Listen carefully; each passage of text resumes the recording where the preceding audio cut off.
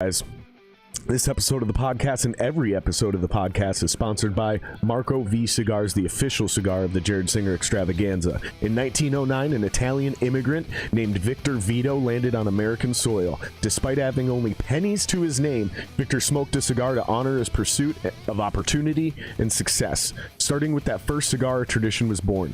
In the Vito family, cigars came to represent pride in accomplishments and optimism for the future, and they still do. More than a century later, Victor Vito's great-grandson Marco honors his heritage with Marco V Cigars. Marco and his team's commitment to quality, flavor, and construction have established the company as a premier boutique cigar brand. Too often, with mass-manufactured cigars, you don't get what you pay for. With Marco V Cigars, we deliver a perfect smoke every time. Go to www.marcovcigars.com to check those guys out now. This episode of the podcast is also sponsored by, every episode of the podcast is sponsored by Tone Vault Audio and Media. Tone Vault Audio and Media was formed as a recording studio business by musicians in active gigging bands.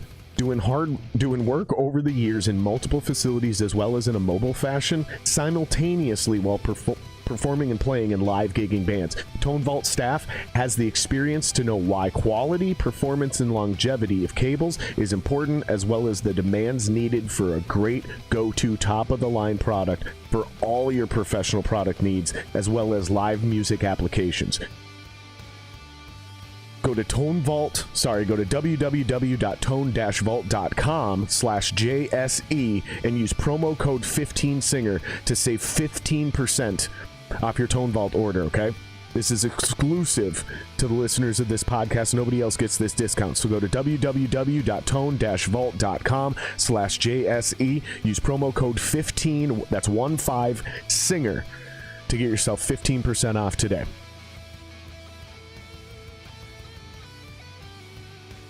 All right, and today's podcast is sponsored by Shooter Lube. Join the revolution and go to shooterlube.com and use promo code SINGER at checkout to save 15%. All right, my guest for today is Shawn Pohjola. He's been on the podcast a couple times. Very excited to have him back. He's got some news. I'll just kind of let you guys see. But yeah, we're going to drink some beers and smoke some cigars. If I can talk music, talk football, talk whatever. I'm excited to have him on. So without any further ado, these ads always get too long anyways. So without further ado, let's welcome to the podcast, Shawn Pohjola.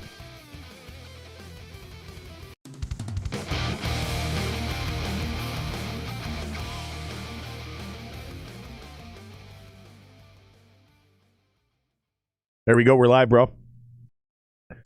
Cheers.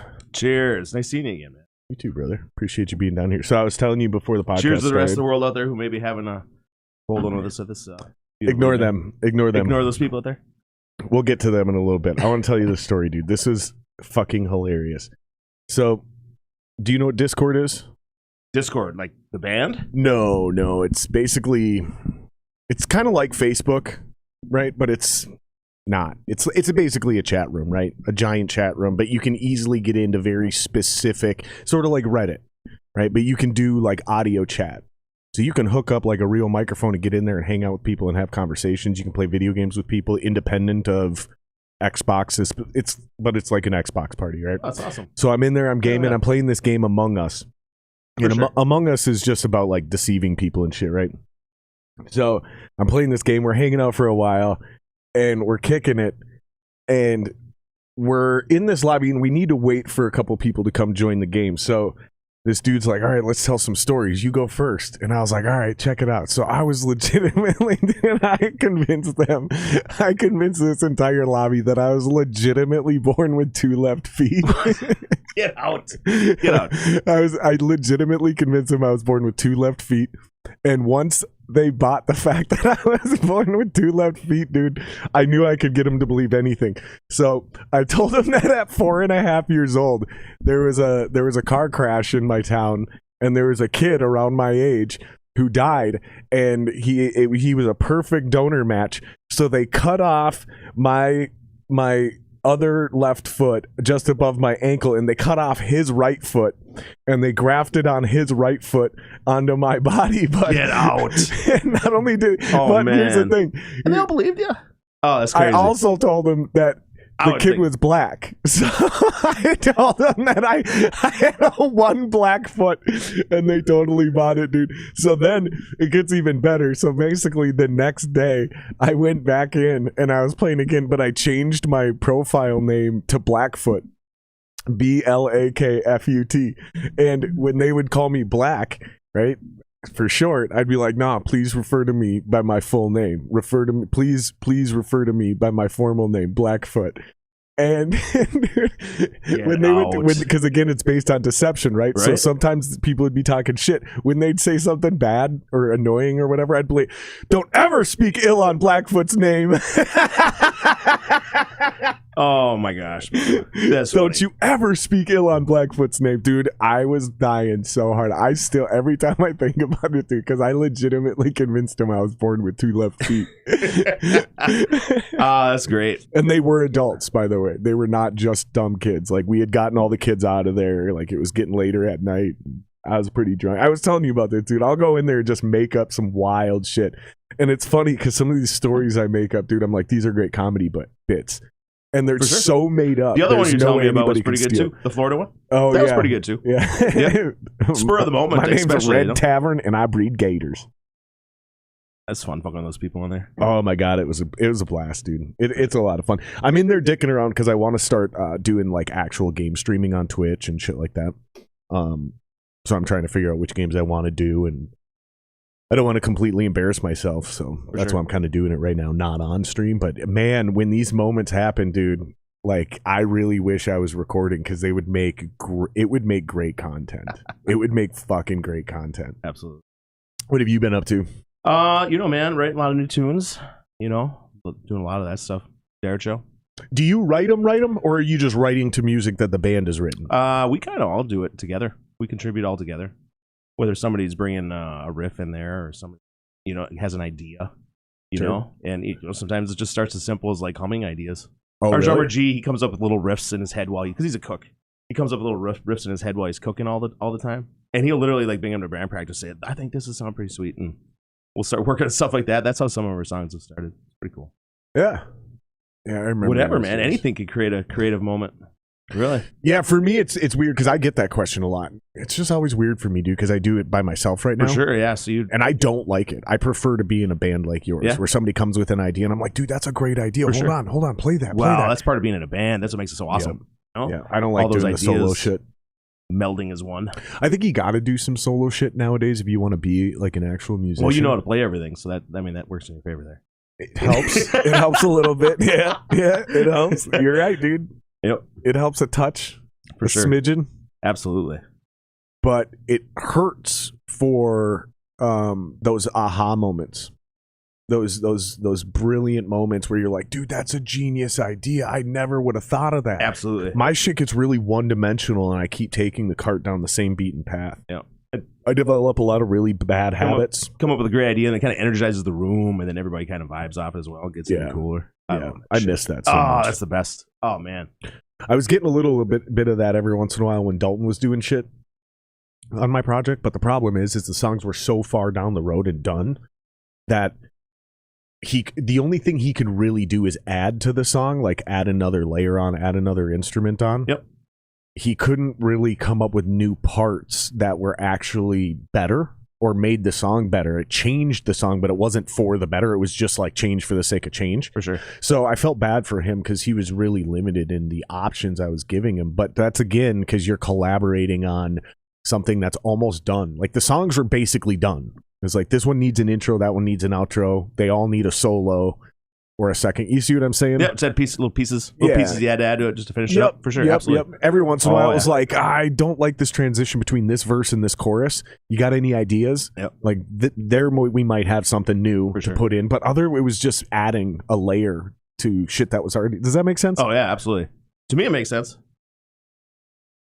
Yeah, it gets tough, dude. That's how writing music is. That's fun, though. I don't like it. I would much rather get back into a normal music situation. Yeah, but again, if you're going to be a real musician nowadays, I think you need to have something to fall back on in case the band breaks up. Because if the band breaks up and your entire musical identity is built in that one project, that's tough. If you're known as the guitar player for Duratio, You don't have a name. You don't have a brand. You're the guitar player for, or oh my god, like, and I made fun of Greg about this too when he put the article up for the Blackfoot names. Like the one dude's name was E, I think. Yep. So you're E. So one letter is all I got. And so you were the guitar player of Blackfoot Diesel. Your name was E. As soon as Blackfoot Diesel broke up or you were no longer in that band, I don't have an ability to search you. I can't, even on the internet nowadays, you can't still search somebody with that. You see what I'm getting at? It was like, dude, this is a bad idea. Like, yeah. So I used all that and kind of reflected on it. And that's the only reason I'm even trying to do this stupid solo project. It's the only reason I'm doing this like this is because I need something to where I have my own musical identity and my own brand. And that's the same thing with the podcast. The podcast is another version of me furthering that idea. Whereas, like, you look at Mike Salo, even Dalton, my old guitar player, starting to get his head around, get his head out of his ass and start making these YouTube videos, right? Whether you're doing lessons, whether you're doing song breakdowns, whether you're doing playthroughs, you have to have some sort of thing going on online so people know who you are. The question is what do you guys do as vocalists? You know, and you don't really have to worry about this because you got a real deal and like you're doing this for fun. Yep, absolutely. You're not doing this but you did do it for a long time. Oh yeah, like those kids. So now is what I want you to do is imagine you a decade plus. You're you now, but you're only 18. That's how we need to be thinking about these things, right? Because when we have these conversations, even if we're just doing them for fun, we're still trying to figure out how to be effective, and then we still have the ability to teach this shit and share this knowledge with the younger generation, or even learn from the younger generation. So what are vocalists doing? Like, what would you be doing, you know? Yep. And what would you do? Like covers? You know, but when you're that young, it's also hard to anywhere. And as a vocalist, how do you develop your own brand online outside of a band? Wow, that's hard. You know what I mean? Like, okay, you could give vocal lessons. You could do like TikTok so videos. If you're a super good singer, you can do it. Right. You know what I'm saying? If you're super good singer, somebody will absolutely pick up what you're laying down. Isn't that interesting? Yep. But you got to be. I mean, you're right though. You got to be a really good singer. No metal vocalists. Fucking. No, there are. There's one dude on TikTok who's huge on TikTok. I suppose. No, now that you bring that up, I know a couple on there that like, then all of a sudden I see them they're in bands later on. Absolutely. Yeah, and they make tutorials on how to be a metal vocalist, like how to use your voice responsibly, like, and they break down the different types of metal screaming. You're right. Like, you're right. Absolutely. That's called. And then you got all that. I was thinking a totally different direction. I wasn't even thinking of TikTok. So yeah, YouTube, same thing though. I know they're just longer. I was just thinking people out there practicing, like, how are they going to get their shit out there back in the day? You know, you had no other way than being in a band back in the day. That's what I'm saying. But now being in a band isn't enough. Now we got to be doing other shit, and that's just to tie it back. That's where like having a podcast and doing a solo album came from. It's like, because I'd love to be in just a normal band, but Dalton said it best a while back. You got to have 4 other dudes who think like you, act like you, are all willing to ditch everything, get into a fucking smelly van or a tour bus, and struggle for a couple of years. Absolutely, it's definitely always struggle, no matter the band. It's just like starting a business, right? You got a nice business, and you started very slow. Exactly, and you probably had to sacrifice a little bit in the first few years, right? Absolutely, for sure. Yeah. What were this physical I'm always curious about business owners. What were the actual sacrifices you specifically made when you started your business? So when I started my pilot car business, I had a firm job here in the Twin Cities where I was making $120,000 plus a year, and it was guaranteed. I never gonna make less than that. And to start my pilot car business, I had my mom who was already doing. What were you doing? Just bill collections. Bill collections. Me too. I remember that. Yep. Oh yeah. There's a big game of that here in the cities for sure. Anyway, so my mom was not too much anymore. But my mom was already doing it, and she just kept whispering in my ear, you might want to jump off the collections bandwagon and jump into this pilot car thing and just give it a try. But man, how do you do that? Making $120,000 a year, right? How do you make that jump? And so my mom promised me. She's like, I promised you'll make at least that your first year, and if you don't, I will match whatever you don't make. Holy shit! So I had a guarantee from mom, and she's not gonna lie to you. So sucking on the teat. So I jumped in, and I actually blew that number out of the thing that first year. So it wasn't even. And you didn't own your own company the first year. I owned my own company the first Oh, year. you did? I You did. started. Yep, Okay. yep. In fact, it was actually a Why full was year. your I mom started, so confident about this idea? She had been doing it already, and so she was just giving me that reassurance that, you know, what I'm selling you is going to happen. You know, I think it's we gonna actually be good. did talk about this on the very first podcast. On the very first podcast, we I think did. so. Yep. It was a long time ago for me, though, dude. And I have a lot of conversations with a lot of people. I think it was number 16? Something like that. We were talking about that earlier, too. Yeah, 16 or 17, and it was the early teens there. Yeah, right when you're starting this thing up. So that's pretty cool. So you had the confidence to do that, but So now we're at 121. So you actually didn't sacrifice that. You didn't have to sacrifice shit then. If you went from making 120 grand and then the first year you blew that out of the water, you didn't actually have to sacrifice shit. Didn't. But I mean, it was just scary to just take that leap no matter what, because you're sitting on a guarantee. Because what I was getting at is what I was hoping you were going to say. Because this is what I usually hear from guys that start their own business and now are wildly successful. They're like, "Oh, for the first 2 years, I didn't have a TV." They're like, I didn't have furniture. Like I had stories like that. They were like, literally, in my apartment, I had my bed, I had a phone because back then I needed a phone, you know, like a landline, you know what I mean? For sure. And they were like, that was it. I didn't have a TV, I didn't have a DVD player, I didn't have cable service, I didn't have shit. So when I moved out of Duluth and moved down here to the Twin Cities, I was like that. I didn't have a place to live. I was living in a band studio at times. Sometimes slept in my car at times. I didn't have an apartment when I first moved down here. So that's where you met Moogie, was in collections? No, I met him in the scene back way in the early 2000s. So are you the one that brought him into collections? No, he just kind of magically showed up one day. He knew Wade. We know this guy from named FRS. Wade. From FRS, yeah. And Wade was actually really pretty cool, but everybody else that worked for Wade was a dink. You remember Wade? I worked at FRS. No, I know you did. You remember him then? You met him then? Yeah. Okay. Wade seemed really fucking cool. But everybody else that worked for Wade was a fucking dink. No, not everybody, but I mean, yeah, Wade the people was I really worked cool. for. Yeah, you probably just got stuck with that. Because we made a lot of cool friends at that place. We both did. All of us did. There was some cool people, dude. But the thing is, like, so how I got out of collections, dude. What office did you work at? Did you work in the Brooklyn? You worked up in the Brooklyn office. Oh man. Okay, so I've been in that office a few times, but I always worked down here in the Edina office. It was dirty, dude. It was toxic. This one's super There were nice some cool here. people, but the reason I ended up getting out of collections was two main reasons, and they happened simultaneously. I didn't like the person it was turning me into. I found myself arguing points I didn't even believe in just for the sake, like it just, because in order to be great, you just had to be like a master arguer, not even a debater. Because Bill Collections wasn't about actually being right. It was just about breaking somebody's will, convincing them you were right, even if you weren't, and just getting them to bust out their pocketbook, their checkbook, whatever, right, or their credit card or whatever, or their debit card. It was turning me into a piece of shit human being. And number two, at the same time, I went from making I think I was making $17 an hour, and then I was averaging like $3,400 a month in commissions, just fucking crushing it, making like $5-6 grand a month as like a 22, 23-year-old kid, right? Yep.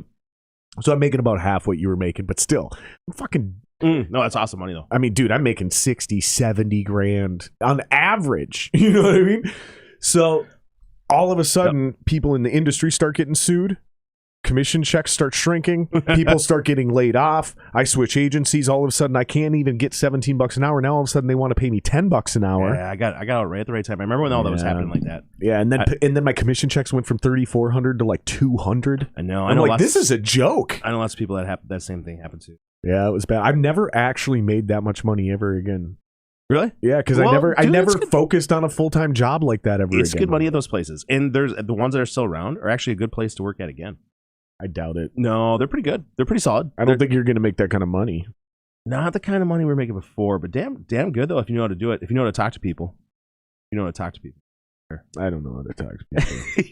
What the hell, man? You own a podcast. You got a podcast going on.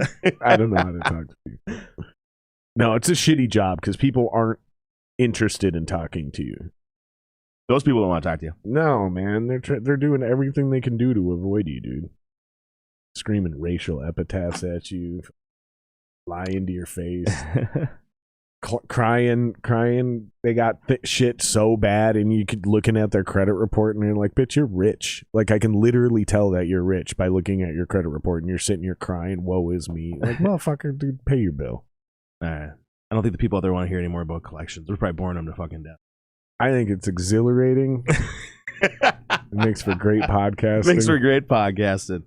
Oh man, You got a show coming up, don't you? We got a show coming up. We have a show coming up Saturday, March 26th at Club Underground, Minneapolis. Who are you playing with? With Semtex, a band from a band called Dink, who I don't remember at all, but it's like a 30-year reunion for those. They're like a hardcore band. And a band called Chum from Texas. Chum. Little metal. Yeah, but we play Club Underground. Doors at 7. We play at 8 p.m. sharp. It's going to be a fun time. That's the one thing I like about COVID is early shows. Early shows, absolutely. All man. shows are now early shows. It is great. I can actually be home by midnight, 1 a.m. Like, it was brutal. Remember back in the day, the headliner went on at midnight? Like, all the time, man. Dude. Right? If you wanted to actually see a headlining band, you're guaranteed to be out till 2 in the morning. Yeah, it's going to be a long night morning. for sure. Absolutely. I'm down with that, though. I like one. I don't. I mean, I'm down with a long night, but I don't want to be at the show until 2 a.m. For sure. Like, let's have the bands be done by 10, 11, midnight at the latest, so we can hang out for a couple hours. You know what I mean? Leave a little room for conversating. Yeah, or even have an after party, shit like that. Because, dude, if your band is getting done at 1, 2 a.m., the bars are closed by 2 or 3 a.m., by the time you get unloaded and nobody's trying to go to an after party and have fun, like, you know what I mean? We don't, and that's, again, this is part of the problem with the Minneapolis scene is we don't have an actual scene. We have groups of bands that play shows together. But one of the things that made our scene so dope back in the day was we had after parties. Like, there was a whole deal, dude. There was a whole deal to it. Absolutely. Even a chill after party. You could go find absolutely everywhere. the ones that were like quiet and they were listening to classical music and drinking wine and playing chess. Like, those actually happened after concerts. And then there was the rowdy ones that Jeremy Blake and I would go to. Where you know what, Jared? Now you say naked. that, we got to bring after parties back. So That's after what I'm every saying. show from here on out, we're gonna have an after party. You need somewhere. an after You gotta party. have an after party. Have That's to. got to be brought back. Have to. Even if it's at another bar because nobody wants it at their house. Fine. I don't know. I don't mind having a party at my house. But, yeah, the only issue with your shit is you're way down in Bloomington or whatever the fuck. Oh, I'm farther south than that. Yeah. Farmington. That's a problem. That's a problem. That's a problem. Unless you can build up a scene at a local venue in that Farmington area and get everybody from 400 square miles to come because there's nothing going on down there. I don't know. You did it once in Duluth. Absolutely did do it back in Duluth. Back in the day, man, we created something out of nothing.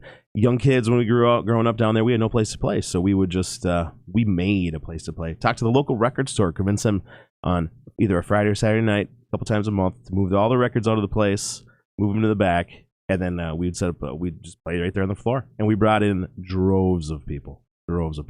Made something out of nothing. A scene that had no place for kids to go enjoy live music. We made it just a friggin' stomping ground. Great times. Somebody got super mad when we were doing the first podcast that you came on. And you were telling a story about Duluth. And I either got distracted or I got excited about something or I got bored and cut you off. And we switched and pivoted and went something. Somebody got so mad at me and they were in the comments eating me up. Really? Yeah, they were like, dude, shut the fuck up. I wanted to hear the end of that story. And I was like, well, apparently I didn't. Well, that's pretty awesome. Thanks to whoever that was out there who was that interested in hearing that story. No, fuck that guy, man. No, that guy's cool as hell. I got your back. I got your back, buddy. I'm here for you. So how things going now that Moog's not in the band? Good. Super good. Yeah. I Is mean, it he was weird? only in it. Is it weird? Because you guys had like a plan to have 2 singers. Yep. Was it weird adjusting to now you only got 1? Not really, because when he was in it, we only had like 2 songs written.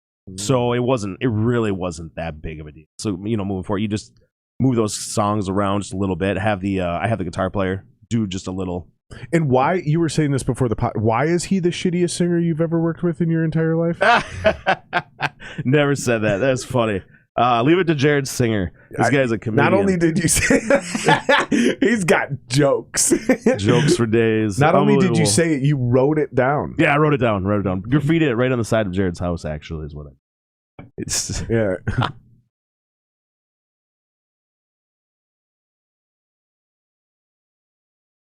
Hell yeah, man.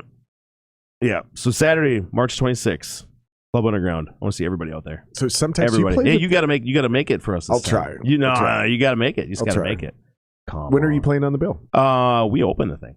Yeah, see, that's always my issue. So we play at 8 p.m. 8 p.m. sharp.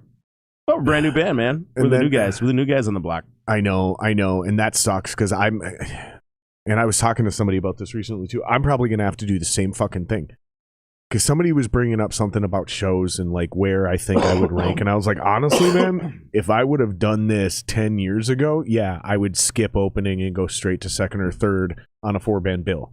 I would have all the momentum and the equity, and then I would have all that shit moving from one band. But now it's been so long, dude. Maybe if it's the right bill and there's a truly new band, they would open. Yeah. But in all honesty, we're probably down to opening again, and I got to start from scratch, which I'm totally fine with because I know me. I know the people I fuck with.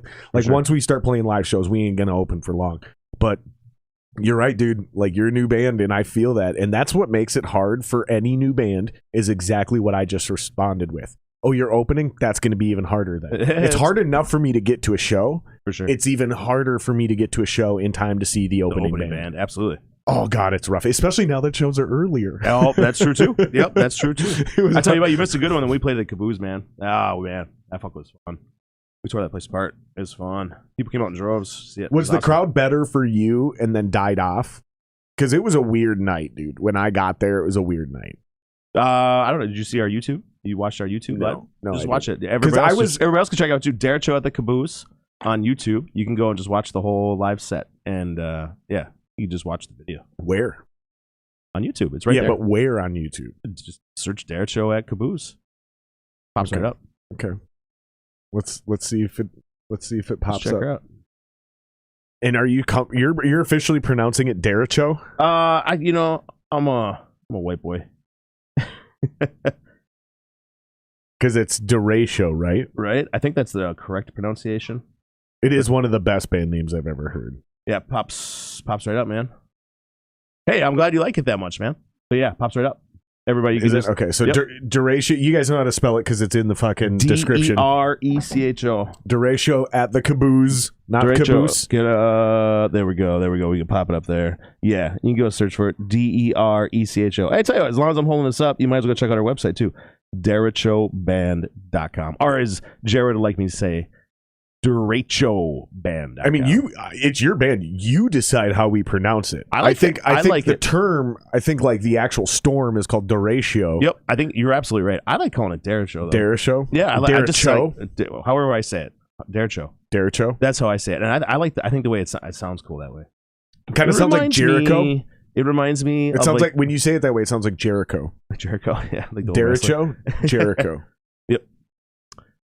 You know what it reminds me of? Those old bands like names like Sepultura and shit back. Well, welcome whoever's watching this. I appreciate you guys hanging out with us. I know this is probably the weirdest gay porn you've ever watched, but I hope you guys are into it. Who's all out there? Do you see people? I mean, there's a massive crowd. Look at them. There's definitely people watching, but I can't tell who's watching, and I don't know what platform they're on. They could be hanging out on Twitch. They could be on YouTube. But drop some shit in the comments, motherfuckers. Here, let's see if our chat is working. Ask questions. Ask Jared why he's wearing that sweater. Women love your sweaters. I do get a lot of comments on this sweater. You pull off the sweater, look. Dude, it's a comfortable sweater, man. It looks comfy. That's why I wear it. Reminds me of, like, Kurt Cobain used to wear sweaters like that all the time back in the day. I used to love That's the problem, dude. That's the problem with this, is it makes me look like a junkie, right? And the only reason I don't look like a junkie is because I have a beard and I wear a camo hat. So this says, like, right-wing hunter, right? And then from the sweater down, it says, well, really just the torso says, like, fucking liberal junkie. And then the bottom half of me, like with my weird jeans and my weird shoes that I wear, very, very confusing. Could be like delivery driver, could be musician. It's just I'm a weird mashup of a human dude, and I don't care anymore. Yeah, I do what I want. Absolutely, man. That's the beauty of getting a little older in life. Yeah, because you stop caring. What age do you think that happens at for most of us? Because that happens for every dude at some age. One day they wake up and they go, I don't give a fuck anymore. And we pretend we don't give a fuck when we're young, but we do. We always do. For sure. But then there's a day somewhere, I'm going to say 35. I was thinking the same thing, actually. Honestly, without even... I was thinking the same thing, like right around your mid-30s. Yep. One day you just wake up and you actually stop giving a fuck about what anybody thinks. Absolutely. What do you think of that cigar? Tastes good, man. Tastes good. I love that cigar. I got those. I got a bundle of those from Marco. Playing this whole show, I might as well close it, huh? I got a bundle of those from Marco, and they were supposed to just be for the guests. And I fell in love with them so much, I smoked literally all of them except that one. That's nice. The last one. I got to get another bundle of cigars for the podcast. Yeah, hell yeah, man. But dude, I love those so fucking much that I've got some plans. We've got some ideas, me and Marco, long term. We're losing some cigars. So that's the cap that just fell off. That's because you're being over aggressive. Oh. That's like you munching on your girlfriend's clit right there is what you just did. So this is the cap, Shawn. This is the cap. This is what is going to keep it. So there's one of these or two of them on every cigar. That's what keeps it from unrolling. Gotcha. So there's one more on there that'll keep it from unspooling on you. But if you keep tongue fucking that cigar, it's going to unroll. Tastes good, man. You. It is a good cigar though, isn't it? What are you doing on your phone? Got to book a room for one of my guys here. Oh, that's right. Okay, so for anybody who's annoyed and wondering what's going on and why I'm not yelling at him, because Shawn actually runs a real business. He's a real adult. So got to take care of the real thing. Run a business. I got to book hotel rooms for my guys. The only issue I have with this version of the Marco V cigar is it's so thick that if you don't stay on it and like really keeps... That one's not the same as this one. This one's a different flavor. This one's thicker. It's a 60 gauge. And this one, they just go out so easily. Like, you really just got to keep roasting these cigars, otherwise they go out. Yours is pretty good, though. You can let that sit for a while. Oh, this fucker's good. Are we not smoking the same thing? No, we're smoking the same brand, but not the same cigar. What you got there? This is the same brand. It's Marco V, but this is their other blend. Marco V, you make a fine cigar. You do, Marco. Marco, you make a lovely cigar. Oh, boy. We love them here. You got your boy taken care of? At least you're not like my boy JP. Shout out to JP Armstrong. He when he comes on the podcast, excuse me, he has to be super worried because he could get a fucking phone call where he has to leave in the middle of the podcast to go fight a fire. Wow, no shit, huh? Yeah. So what does is he he's like a firefighter then? Yeah, he's a volunteer firefighter for his town, and he works on his city council, and he's a fucking paramedic. Yep. Wait, what do they call it when you're in an ambulance? Paramedic. EMT. EMT. Yeah. A paramedic is somebody that actually flies in. Because that's my girlfriend. Para is flight, right? So paramedics are people that actually fly in, whereas EMTs are the ones sitting in. So he's an EMT and a paramedic as well. So he can get called in because, some shit goes down and he's got various things. Yeah, he's kind of a bad motherfucker, dude. Wow, he's a bad mother. He's been on the podcast a couple times. Nice. Very nice. Yeah, he's a sweet dude. Hell yeah. All right, you got her sorted? We good? Should we good to go? You guys feel free to chime in, drop some comments in. Absolutely. Talk some shit. Tell Pojo to put his fucking phone down. No, you got something you got to take care of, man. Yeah, Absolutely. when these get low, because this is what they call the foot. So I think let me look at your cigar. Yeah, you're in the body, right? You're in the middle of the cigar. That's supposed to be where it's the best. Yeah, it tastes fucking phenomenal right now. I actually love the foot, which is the lower third of the cigar. But the problem is when you get to the foot, if you let it go out, it's the hardest time to relight your cigar. I believe that. You're no longer doing the twist. No, because it's technically already lit, right? The twist is over. Yeah. You guys don't wonder what we're talking about. It's when you're lighting a cigar and you're doing like twist thing with it, like. Yeah. See, I finally got it back on. Looking beautiful. Yeah, I'm just trying to provide heat to it. I'm not actually trying to smoke it up. Because if you overlight it and you make your cigar too hot, it makes it really bitter. It like chars the tobacco. Yep. And it becomes very bitter, and that'll run all the way. You can't fix it. It'll run all the way through the cigar. It'll just totally ruin an entire cigar if you overheat it, if you hotbox it. Yep. Dude, do you ski or snowboard or anything? A little bit. Okay, so I snowboard, and I went to 2 weeks ago. When I was a kid, I was way into it. Nice, awesome. I went to a place called Red Lodge, Montana. It's like a big ski hill. It's on a mountain, like 10,000 elevation, pretty big, in Montana, and real fun time, real great time. They had maybe like 4 mountains for you to explore while you're out there. And then this last weekend, I came back, and that was 2 weeks ago. This last weekend I came back, I went to Lutsen. You know where Lutsen's at, up in northern Minnesota? Honestly, that's the only one I haven't been to. Is Lutsen? Yeah, when I was a kid, my mom took me to Wild Mountain all the time. So what I'm about to tell you then is going to blow your mind. All right? Because here we go. Lutsen, I hadn't been there since I was like... that's a pretty bold statement. I grew up in Duluth. Shout out to all my Duluth peeps. Love all you guys. I grew up in Duluth, and Lutsen from up there is only 2 hours away. So I went there a bunch of times when I was in high school. And back then, it was only 2 mountains. And I call them mountains because they are damn near like mountains. Yeah, I was blown away. I went there this last weekend. They have 4 mountains out there now. They have a gondola that takes. Well, they're built on the bluffs, right? Yeah, it's fucking. Because we have a lot of people don't know in Minnesota, right on the border of Minnesota and Wisconsin, we actually have a huge fault line.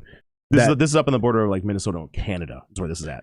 Okay, technically same fault line, but it would be the same fault line. Yep. Yeah, my only point, just because the listeners don't know as much as we know, they're not from here, right? Especially on the listener side of things, we got a huge global listenership. So here's what people don't understand. In most Americans, most Minnesotans don't know this.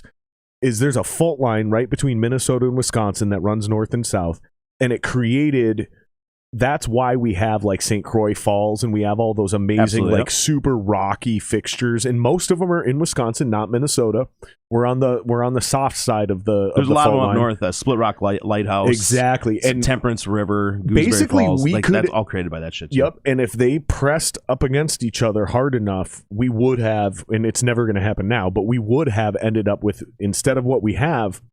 It would have been an actual third mountain range in the middle of the country, but it never happened. So instead, is what happened is they shifted and created a gap, and that's what created St. Croix, the main area where the St. Croix and Mississippi merged together. Yep. But it's a fault line, dude, and we have some huge hills. They're basically bluffs. They're not mountains. Yeah, they're not mountains. But they're so fucking tall. They seem like mountains. Like they're not hills. So they're not man-made. Here's where I was going with this. It's fucking crazy, dude. They've got Lutsen, and they've got it. They go up to the best tallest, cliff diving in the Midwest. Lutsen Mountains, where I went snowboarding, rivaled that whole fucking place in Montana. It was damn incredible. It was big, and they have it set up so cool, man. The road runs right through the middle of the whole main chalet. There's like 4 different bars. They got entertainment going on all the time, and there's a road runs right through it. And so the ski hill, they take you to the very top of what we would call, well, they call a mountain, but it's actually just a big ass fucking hill, like we were just talking about. Fix this. And we got this big ass in the hill, and then when you're going down the mountain, you go under that main roadway, or you go over that main roadway on bridges and shit. How dope is that? And some of the chairlifts go right over the top of the roadway. It's really cool setup. Yeah, it's almost like you're not in Minnesota. It's like and you go under, and then you go all the way to the bottom, and it goes all the way down to like sea level down there. So it feels massive. I think I actually have been there. Because as you're explaining this, I'm like, no, I remember. And we both just said it feels like you're not in Minnesota, because this is just like the most un-American way to do something. It's cool. That's the point. Is like this just isn't how you do things in America. Like the way we do everything in America is like Six Flags. It's like a segregated area. It's not integrated into the landscape and the community. But you see that in other countries. Like, I went to Jamaica to get married, and when me and my wife were on our honeymoon, we were on one side of the street, and then on the other side of the street was the beach. And our hotel had a skyway that trickled its way across the street and allowed you to get all the way across the street down to the fucking beach. And in that were... kind of like downtown Minneapolis, where there's like shops and shit along the way too. Yeah. It was basically point being is like it's integrated into the landscape, so you can go from 300-400 feet above sea level and slowly go from your hotel with this beautiful view to go hang out on the beach. That's pretty cool. Yeah, it is just not something we do in America. In America, the hotel would just be on the beach. Right. That's kind of, you see what I'm That's the saying? most logical thing to do. Right, but hey, if there's property there in front of us, we will destroy it. Yeah, or just exactly, buy it, destroy it, but they just, I think I actually have been. Yeah, you might have. And so where I was going with that is it's absolutely incredible now. They have four big ass hills on it, and they're expanding, and they're adding a fifth. So they're building man-made mountains up there then. I wouldn't say they're building them. They're just on those big bluffs up there, and they just happen, where they built the ski hill, like way back in the early 1900s, is like on the biggest bluff possible there. And they've just grown it since then. They're just adding on more bluffs. It's really cool taking the gondola. They have the gondola on the top. You take off your board, everybody loads up into this big globe, and you take this. It's like a 45-minute ride from the top of one of the peaks over to the other peak, and there's just incredible views. There's a creek flowing with waterfalls underneath. You got some deer running through in the plain. It's so Minnesotan, it's not even funny. That is cool, dude. Super cool. And you go over to the other side. So they have a normal mountain on their side. Then they have another normal mountain over here. And then one of their mountains is it's not ever taken care of. So it's all just pure. It's like it's just pure snow, like wild or whatever, like unregulated or whatever. Yeah. They don't go over there and bring their machines to it and smash it all down and make it all perfect. So it's just like natural. And it was so you cool. Ever spend any time over in Colorado skiing? Oh, I've been to all of them. Yeah. In fact, a buddy of mine works at Aspen X Games every year, and so when he does it, he invites me down there. Sometimes we get to crash right there on the ski hill right there, right at the base of the half pipe. We have a place here, Breckenridge, right? Breckenridge, yeah. And that's the same place that's over in There's also Colorado, a Breckenridge right? in Colorado. The Breckenridge in Minnesota is over in the western part of the state. I don't even know what town it's by. There's not even really a town by it. But yeah, there's a Breckenridge ski hill right over there. Wild Mountain's kind of weak, but it's also kind of awesome at the same time. I feel like Wild Mountain's the most compact. Like it's one giant mountain with just a bunch of runs down every side of it. So I buy this thing called the Indy Pass every year, and it's like $200 for a season, and it gives you 2 ski passes to almost every single resort in America.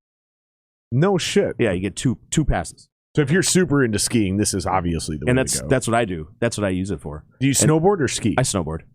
So I skied when I was younger, and then I started taking overboard when I was in my teenage years because it was like the cool thing to do. Exactly. That's what I was just gonna say. Yeah, for me, I was always torn because my mom was a skier, and I like speed. So if you want to go fast, skiing is the way to go. Absolutely, you go faster in ski. Oh my god, dude! Especially if you go on like the Black Diamonds and shit like that. Like there's Black Diamonds that are designed for difficulty, and there's Black Diamonds that are designed for speed. Absolutely. If you do the speed runs on skis, I mean, I don't know if other than skiers and shit like that, right? I don't know if any human understands what it's like to actually go 100 miles an hour, including me. But I go fast. I don't go 100 miles per hour. Dude, I had this obsession when I was a kid. Because when I was a kid, I was indestructible. I was, man. Sure. I couldn't get hurt as a kid. It was crazy. I got hurt a couple times. But like it was the reckless shit. I would be going... I would find the fastest part of the trail, and then I would literally like sit down on the back of my skis to lower my profile to get rid of air resistance. Yeah, dude. And then when you put your weight down on the back of your skis, you're also lifting them up more and concentrating down. Jeez. Right? So you're actually creating less surface friction because there's less of your ski actually. You're just cruising, bro. And I'm telling you, man, I think I hit a hundo a few times, and it is crazy. I probably didn't. I probably hit 40. No, I bet you it's faster than 40. I probably hit 40, but I was a kid, and it seemed like 100. Do you know what do next time I go out there? I think there's probably an app you can download on your cell phone and tell you how fast you're going. I'm sure there is. If not, you got the money, buy a speed gun. There you go. Let's do it, dude. Yeah. Let's do it, and we'll film it, and we'll make some content. You can turn it into some Duratio content. I'll turn it into some podcast content. So locally, my favorite place to go is probably Afton Alps locally cities. Listen, you pay here's the deal. I'll get the crew. I'll arrange the entire film crew. Okay. Yep. You pay for their passes, their lift passes for the day. Yep. And we're good. Gotcha. Like they have to pay for their own skis. We're gonna see how fast we go on these things, dude. And we'll do an entire day. Wherever you want, whether you want to do Wild Mountain, Lutsen, wherever you want to do it, and then we'll basically just take the entire day, have as much fun as we can. Speed run, because I mean, we're left with like not a lot here locally, and we'll turn it into content. It'll be great. Just so everybody out there and the rest of the world knows, we're in Minnesota. It's cold. We have snow, but we don't have very mountains. Flat. We have hills. and it's very flat. People are like, why are you driving to Montana to go snowboarding? You have stuff in Minnesota, don't you? I was like, oh, yeah, No. we have stuff in Minnesota, but we have hills. You have mountains. we have hills, cross country. That's what I was saying. Skiing is a Sorry about big Lutz thing here. earlier, though, because Lutz is, wow. Is it banging now? Oh, it's banging. It's banging. It was good. Fun. Setting was so cool. Great vibe. It was awesome. I recommend that place for everybody. People have always debated as to like where the best skiing in Minnesota is, because we actually do have some easily good skiing. Luton's. It's not even a question. That's what I was going to ask, because like I don't know any better, because when I was a kid, the only place we went was Wild Mountain, and I don't know if that's because it was closest. I don't know if it's because it was cheapest and we were poor. I don't know if it was just familiarity, because my mom grew up in like Cambridge and Stacy. Yep. Right. Yep. So, and she skied on the high school team up there. Okay. So they probably used Taylor's Falls because that is super close to them. For sure. Yep. So it could have been any of those things. It could have been price. It could have been location. It could have just been familiarity. Could have been diversity, right? So like you can do some fucking cross country skiing on Wild Mountain if you want. Absolutely. They have that weird fucking path in the middle along the top of the mountain that's like basically flat. And then you can do some crazy Black Diamond shit up there. They got bunny hills. They got fucking, and then they built that half pipe. Yeah. Dude, I used to go up there. I remember being probably the last time I went, maybe 12, 13 years old, 14 years old. And they already had the half pipe there. And I swear to God, these kids were training for the X Games. Because the tricks they were doing and the air they were getting, this was not reasonable for recreation. These had to be kids. Yeah. And this is literally it is literally 25 years ago. So who knows who was training in Taylor's Falls, Wisconsin back then? Because that is technically Wisconsin, right? Yeah, that's Wisconsin. Taylor's Falls. That's not actually Minnesota, is it? No, that's Minnesota, because I think it's on the Minnesota side. Is it? It's on the Minnesota side. Taylor's Falls on our side and St. Croix Falls on the Wisconsin side? Yep. That's what it is. That makes sense. Who's Taylor? Hopefully he's got a good story, though. Who the fuck is Taylor? and why was he falling so much? I'm an idiot, you guys. I'm sorry. Are you looking it up? No, I'll just make sure my guys are good. I thought you were going to look it up. Guys, if you're watching this, I know there's a bunch of you watching this. Put it in chat. And if you can't comment in chat, it's because you haven't subscribed. You only got to subscribe for like 5 minutes. That's what somebody was just telling me. Subscribe. I had messages from people saying, hey, I can't comment on here, blah, blah, blah. Yeah, subscribe. That's all you got to do is hit the red subscribe button. And then you got to be a subscriber for like 5 minutes. And if you guys aren't willing to do that, well then, tough shit. And the reason I had to do that is because when we do these now, especially, it's been happening more and more lately. If you're not a subscriber, bots will come in and say and promote like weird. No, I'm serious. Like real bots? Like actual bots will show up and start promoting like weird like sex channels in Germany and shit. And then the other thing that will happen is random people will come in and start spamming just like seriously racist and hateful shit in the comments. Like, it's egregious, and it just blows up the chat and takes it over to where if there's anybody else in chat, you can't see it because these people are just spamming. You know what I mean? Yep, for sure. So it just becomes like not even just a distraction. It becomes just gross. So yeah, I had to turn this thing on where you can only chat now if you're a subscriber. So hit subscribe, hang out for a few minutes, because I think I set it to 5 minutes. Some of the people are subscribing right now. Yeah, fuckers, do it. All right, I'm going to fire up another. Oh, look at the stash. This is not a good stash. This is not a good humidor, but it's what I got for now. My next big phase is when you're done with that one and you want a second one, you can fire this one up. I think you'll like that one. Hell yeah. It's a completely different vibe. Same company, completely different vibe, though. You guys make fine cigars. What's the name of them again? Cigars. This is Marco V. They are the official podcast cigar. Where are they out of? They're here. They're local, huh? Yeah. Oh, very cool. Yeah, they're coming on the podcast, actually. Yeah? I think it's February 3rd. Wait, I'll have to chime in. How long have they been making cigars for? I think it's 15 years. Very nice. I'll just double across these guys. So I quit smoking back in October. Quit smoking cigarettes. And I got back into cigars. I used to be really into cigars, and I got back into cigars. And I'm just, fucking around buying shit. And then I found these guys, and they're extremely reasonable on their prices. Yep. They have a few different lines. And the first couple times I tried them, I just wasn't really feeling it.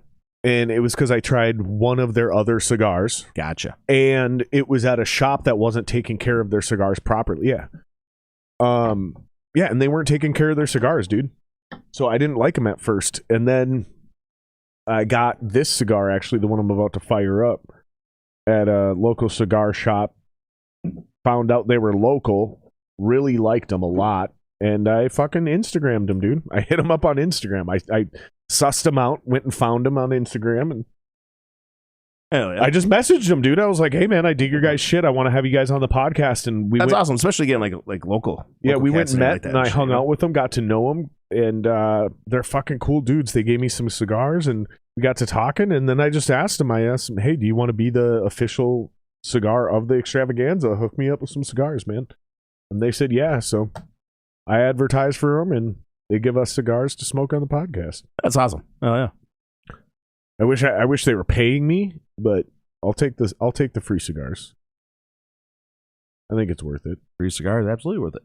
The only other sponsor I will take on without giving me money is a beer sponsor. If somebody wants to become the official beer sponsor of the podcast and supply me with enough beer to drink every time I go live, and then a little extra for when I'm not live. What you got to find is like a little local startup company.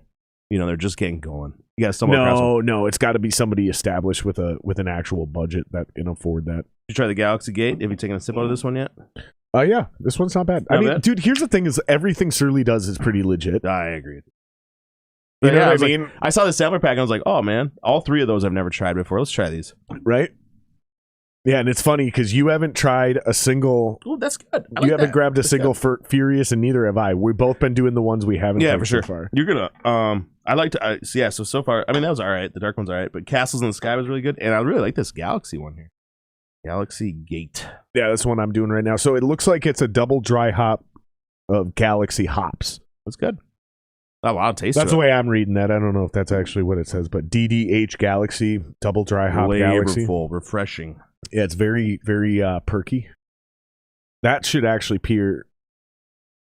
I mean, that cigar you're smoking is probably my favorite daily driver. That cigar is the cigar I'll smoke every day. Every day? Yeah, like Yeah. that's. I like this one. This one's good. That's the one I'll be like, yeah. If I'm gonna smoke a cigar every day. Did you not like that one as much? No, I do like this one. It's just this size. Is this one the same one you just smoked? Similar. Same thing with yours. These three are almost the same thing. Absolutely. Yep. These three are almost identical. They're just slightly different blends. Yep, for sure. But yeah, when they're this size, as much as I like them, you have a really hard time lighting the foot and keeping the foot lit. So I feel like we waste a lot of tobacco on this size. I would rather go with that and then go with a Toro, which is actually like an inch or two longer. Oh yeah. Or into a Churchill, which is like 7 inches long. Churchills are really big. Well, they're not big, but they're long. Long. Yeah. That's right. It's probably the same amount of tobacco that's in this fuck, but this is just wider. So when you get into a 60 gauge, you're tasting more of the filler. When you're in that gauge, you're tasting more of the binder. Or I'm sorry, more of the wrapper, which is that outside. There's 3 layers. You got the wrapper, then there's an inside layer, which is called the binder, and then you have the actual meat, which is the filler. And this you're tasting mostly filler. That one you're tasting mostly wrapper. So you could have the exact same tobaccos, but because they're different proportions, you're going to taste. It's going to be a different cigar. Pretty cool. Yeah, cigars are pretty cool. I love cigars, dude. It's my jam. That's awesome. What's funny is I actually have a huge. Really? Oh, I've used it a couple times. I brought a couple of good cigars. That's what I got to find now. I got to find a dope humidor, dude. I've got some small ones. Like I've got the little clear case, and I've got the little looks like a fucking gun case up there. It's not. It's just a cigar case, but nice, very nice. Yeah, that's good. Oh man, well, it feels good to be back on here, man. Been a little bit. I haven't seen you since November, since our show at the Caboose in November. That was fun. It's crazy that was already 2 months ago. Yeah, 2 months ago, man. 2.5 months ago, actually. Yeah, that was the night I had to do 2 shows in one night. So I had to go to Main Event and see fucking, who was it? I think it was Stormbreaker and Oh shit, you're all over the place that night. I don't remember who it was, but yeah, I had to go up to Fridley and see one band, and then I had to get down to Minneapolis to see the other group of bands, and that's why I missed your set, is because I had to go to that show first.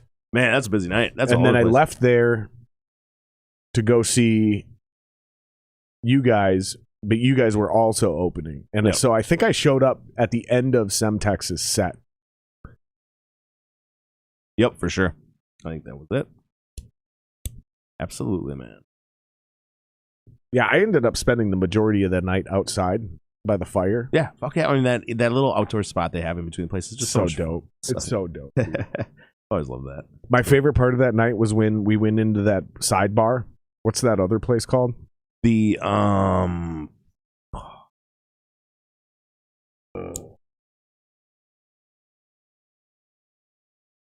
comment. Somebody knows. That weird bar where all the Somalians hang out? Like the little dive bar right there. Yeah. Next door. So we walk in there, you, me, and there's like 3-4 chicks with us and 1 or 2 other dudes. Yep. So it's basically 4 dudes, 4 chicks.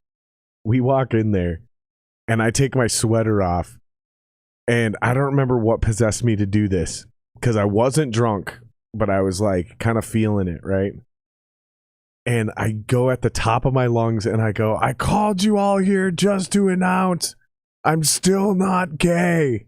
That's funny. And all of the Somalians immediately stood up and just walked out.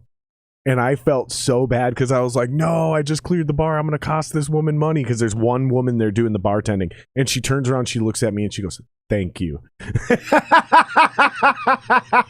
That's funny. like I literally yelled, I called you all here to announce I'm still not gay.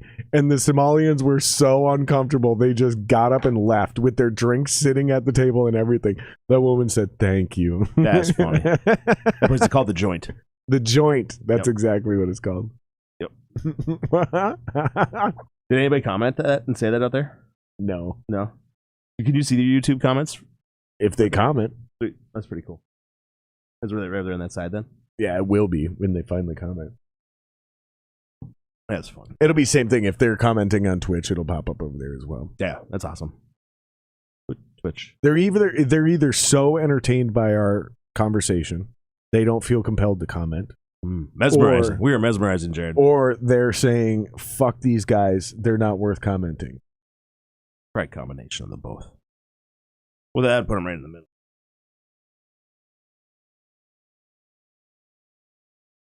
I'm going to go with the second one. Yeah. Fuck these guys. Fuck these guys. I'm going with the fuck these guys. Because that's how I'd be feeling right now. Right? So, man, the Vikings GM. Oh, man. So you're not a fan of the Vikings GM? No, huh? I already hate this guy. The Wills don't know how to run an organization. It's clear. It's so fucking obvious. Well, they're just million trillionaires, you know? And they're just doing their thing. Now I finally understand why people that say fans make terrible owners. So somebody out there said that they... No. You got to comment in chat. Is it they're this not one? able to. No, they're not able to. They're saying. Then they got to log into YouTube, and then they got to subscribe to the channel, because here we're finally getting a comment. It was Revenant Soul. That's who it was. There it is. So it was Revenant Soul at Route 47. I saw. Yes, because Okay, so this is Brad. Brad's one of my Patreon subscribers. Brad's a dope motherfucker. So he did the exact opposite. So he went to your show first. He saw you guys in Semtex, and then he went to Route 47. I went to Route 47 and seen Revenant Soul, and then went to your guys' show. Okay, awesome. So he checked us out. He was there to see us. What'd you think? Terrible, right? Just shitty band. No, I'm kidding. Let's see what he says. I'm sure you guys did great. It was a weird night, though. There was a lot of people definitely super high on some weird drugs that night. I'm telling you, dude. There was a weird vibe in the crowd by the time I got there, dude. That was that's why I said I spent most of my time outside in that little area hanging out with you and a few other cats, because it was a way better vibe outside. You ever go to the Red Sea up the block a couple blocks from there? That place is similar like that, man. Yep. It's funny. Very similar. Yeah, I miss playing the Red Sea. I haven't played the Red Sea in a long time. But we used to play there every once in a while. It's fun. I do not miss the Red Sea. Oh, man, it's fun. That place packs up. That place packs up with people. It can. I can't believe it's still there. I do find that kind of surprising myself. Especially after the shit. Remember when they locked the kid in the cage? I do. Like the owners. Yep, that's really where I was going with that. Okay, explain to people what we're talking about because I got to piss. I'm going to be able to hear you anyways, but explain to people the entire story. I don't know much more than else what you're really talking about. Like of that, I just I just hear the remnants of it like that. So, but explain to people what it is. Well, that was it. I mean, they had a kid locked up in a cage there at the Red Sea, and they got in a lot of trouble for it because that kid was locked up in the cage for a long time, and so yeah, it was very strange. Thought they were going to close down there immediately, but nope, they did not. So everybody, yeah, we were playing at Club Underground on Saturday, March 26th. Love to see all you guys out there. It'll be a blast. Opening with the local boys, Semtex. They're always a good time. Band from Texas called Chum. And then a local band from back in the day. I don't really remember them, but they're called Dink. And then I also got my old band, Dwelling, released an EP of music that we never officially released back in the day. We released that to Spotify this summer on June 25th. And physical copies as well. So the physical copies are available through me. If you guys ever see me, just ask me for it. But go on Spotify, check it out. Dwelling, the Dead EP. You can hear some brand new music, really to be new to you guys. And there's some actually awesome tunes on there. Dwelling, the Dead EP. Go to Spotify, download that. We get some comments from people. Did you turn that Red Sea story into a selfless plug? It was a big selfless plug there. Well, the whole entire time you're gone. That's pretty good. That's what I'm here for. That's pretty good. I'm not mad about it. I'm actually complimenting you. I wish more people were smart enough to do that. Oh, man. I rolled from Red Sea Band playing there back in the day. Then I plugged our show on Saturday, March 26th. And then I moved into my old band's EP that we just released. And I was like, you got it. That's what you're out here for. And there's too many times. You got like 1,500 people watching. So, you might as well just run with it. Dude, there's too many times I cue somebody up for a story and I'm like, I gotta piss. Go ahead and tell that story. And they kill the story in like 10 seconds. Oh, like, dude, you need to fill a couple minutes here. And for sure. And you just bullet pointed your way. And now you're just sitting here for because I can hear them just sitting there in silence. Oh. I'm like, dude, talk. Yeah, for sure. Like, if you guys watch every podcast, which I'm sure there's like maybe 2 of you that actually do that, every once in a while, you'll hear me yell from the background. Because I can hear these motherfuckers struggling to fill airtime while I'm If Duluth guys tonight, I might have to retell the Duluth story just to and not have you interrupt, just to so you don't get beaten up again. You don't have to fear. Fantastic band, blew me away. Wasn't expecting nearly that. Said groove for days. Hell yeah! Thanks, bro. They'd be even groovier if your drummer wasn't such a piece of shit. Oh man, man, that's awesome. Appreciate that so much, dude. Appreciate that so much. That's awesome to read like that, man. That's so cool. It is one of those band names, though, that the band name is truly great. Really, dude? I'm literally taking a picture of that because I love it so much. Fuck? Yeah. Put your phone away. You're cut off. So what about the band name? So it is a great band name, but the way you write it, it's like, okay, when you read that band name, and I got the logo up here for people. Here we go. I'll talk for a minute, and then you can see it. Yeah, there you go. So when you see that logo... When you see that logo, you don't know what you're getting in for. It's clearly going to be metal. But you don't know if it's going to be good or not because the way that style is kind of has a death metal vibe, right? And a lot of death metal bands fucking suck. For sure, absolutely. Period. And I definitely know death metal. But the name of the band is dope, right? Derecho or Derecho, however you want. It doesn't matter. They're all pretty dope. It's kind of like Sepultura. Is it Sepultura? Is it all the different... Sepultura? It's Sepultura. Yeah, who knows, right? Right. But and that's what I'm getting at is like, I feel like the logo is secondary to the name of the band. If the band name is dope, you can have a shitty logo. And I'm not saying your logo is shitty, but it doesn't really matter because as long as the name of the band is intriguing enough, people will still come check you out. Absolutely. And I also think if you're creative enough and good enough to come up with a great band name, it is a greater sign that you're actually a good band than a shitty band name with a super cool logo. Because we've seen a lot of those.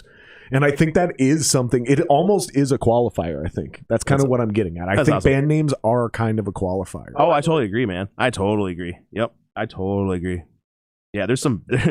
Do you think we become biased? Like if you have a great band, let me put it this way. Let's just say I'm going to name my band Zipper, but for some reason you think that's a great band name. Do you think if you think Zipper is a great band name, do you think I automatically have biased you to like my music more as well? Well, yeah, I mean, when you put it that way, maybe, yeah, probably, for sure. So like, let me take a real band. Paramore. That's a fucking cool band name. That is a great band name. Cool band name. I wonder if their name was G String, if I would like them as much. You see what I'm getting at? For sure. Yeah. If I would have been open-minded. Alice in Chains. Right. Coheed and Cambria. Metallica. There's some cool Pink names Floyd. There's some cool names up there. I've always loved the name Alice in Chains. So sometimes I've always thought that, like, man, I've liked them even more because their name is so fucking cool too. Yeah. But they're just, there's a band I'm trying to think of the name of. Their name just sucks, but man, the band just blows me away every time I listen to them.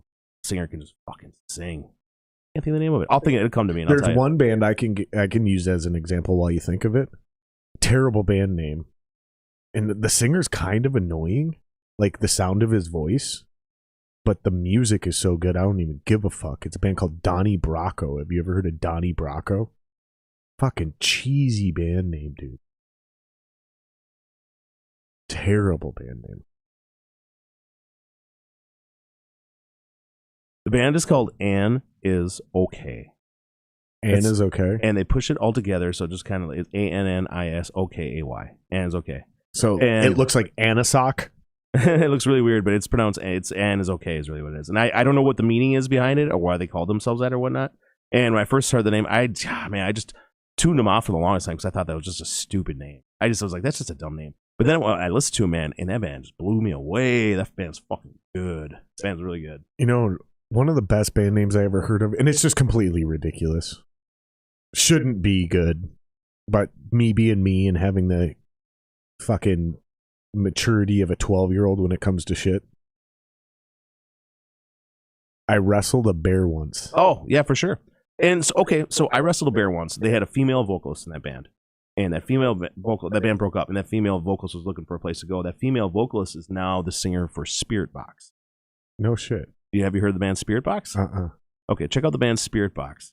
You're gonna like that shit too. Well, I mean, I feel like she was directly responsible for I wrestled a bear once with her, and maybe I'm wrong, but I feel like she was responsible because the names of her songs were also in that. So it was like I wrestled a bear once was the name of the band, and one of their songs was "Tastes Like Kevin Bacon." Bands were doing that for a minute there, man. There's another tune out there called "Who Wants to Go Christopher Walken." That's amazing. It's like, what the hell? But yeah, bands are doing that for a minute there. That's just goofy shit. There's another one that played off what's his name who played Superman. I mean, like the newest one, Henry Cavill. No, Christopher Reeves. Oh, the older one, yeah, Christopher Reeves.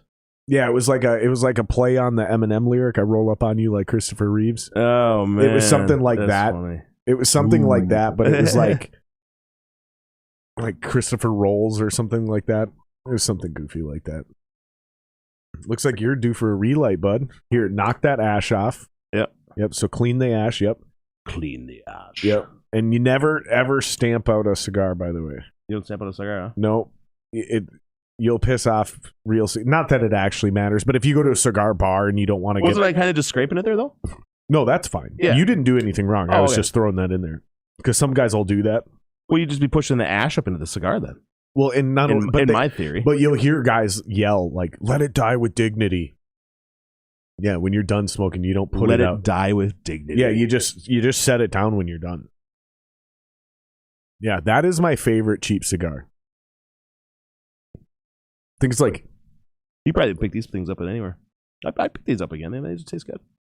Those ones you can't buy in store. No, yeah, you can only get from their shop. Do they have a shop around here? That one you have to order online. Do they have a little shop at all where you can go? No, you have to order them online. Marco V Cigars, and then that's the house blend. I bet you start seeing these guys at Total Wine. You ever been to Total Wine and seen their massive cigar? Mm-mm. Oh, dude, Total Wine's got massive cigar thing. Really? Yeah, and they even have these will be at Total Wine, but those are only available on their website. Yeah, I believe it. And they'll have like 1 or 2 nights a month where they teach you how to roll cigars. They do the whole thing in the back. Yeah, that's a gimmick. I'm sure they do is get people in there to buy alcohol or whatever, you know what I'm saying? But they also do they have that back room in there. They all do all kinds of crazy shit there. Total Wine's goofy. They do all kinds of different weird shit. Are you talking about the one in Roseville? I'm talking about all of them. They all do the same shit. I go to the one in Burnsville. That's the one I go to. No shit, huh? Yeah. I would assume they're all the same. That's where I have some kegerators in my basement. That's where I got my keg too. And they order anything, whatever you want, you can order up, and they'll get it.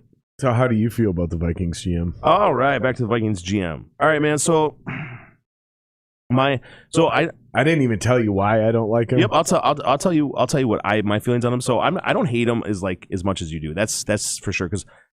But I have a lot of reservations about him. And my reservations are the guy's only been in the NFL for 7 years, right? Mm-hmm. Obviously he's got a phenomenal schooling background. He went to, I think, Princeton and somewhere else. Stanford, yeah. So I mean, he's gone to some. He's highly educated. He played basketball. Let's break this down. Played basketball. Let's break this down point for point. My problem with that is people are using it, not what you said, but what is being said is that, oh, he went to Stanford and Princeton, like he's already the smartest person in the room. No, that doesn't always translate to football. He's the most highly educated person in the room. Absolutely, yep. That doesn't mean anything. Don't mean shit. Next point. Yeah, and then so that really pertains nothing to football, in my opinion. Thank you. You're the first person other than me that's actually acknowledged that. And so that's my reservation with that. When people saying using that as a stepping stone, I'm like, why does that matter for the NFL? Really? I mean, then my other reservation is that he's only been in the NFL for 7 years. So was he really just riding off of what somebody else had already set up in San Francisco? Because he's only there for 3-4 years, and then he jumped over to Cleveland. And he's been running the show in Cleveland for 2 years or maybe 3 years now. Right. And that's pretty much his tenure in the NFL. So has he really done anything? Not really. And people are like, well, the whole entire time he was there, the 49ers are good and the Browns are good. Well, was that really him? I mean, he's each place for 3 years. You don't think they were putting all those pieces in place way before he got there? Right. So you got to think about that perspective. And so, how much influence did he actually have? Absolutely. Was he actually part, like Ryan Poles from Kansas City? I feel like if you look at his resume and the jobs he held and the timing that he held those jobs, he was there 2-3 years before Mahomes got drafted. He was there. Yep, absolutely. He was there in the heart of Mahomes being drafted, and he's been there for 2 or 3 years since Mahomes has been drafted. So with Ryan Poles looking at Kansas City, you look at this guy and you go, hey, you know what?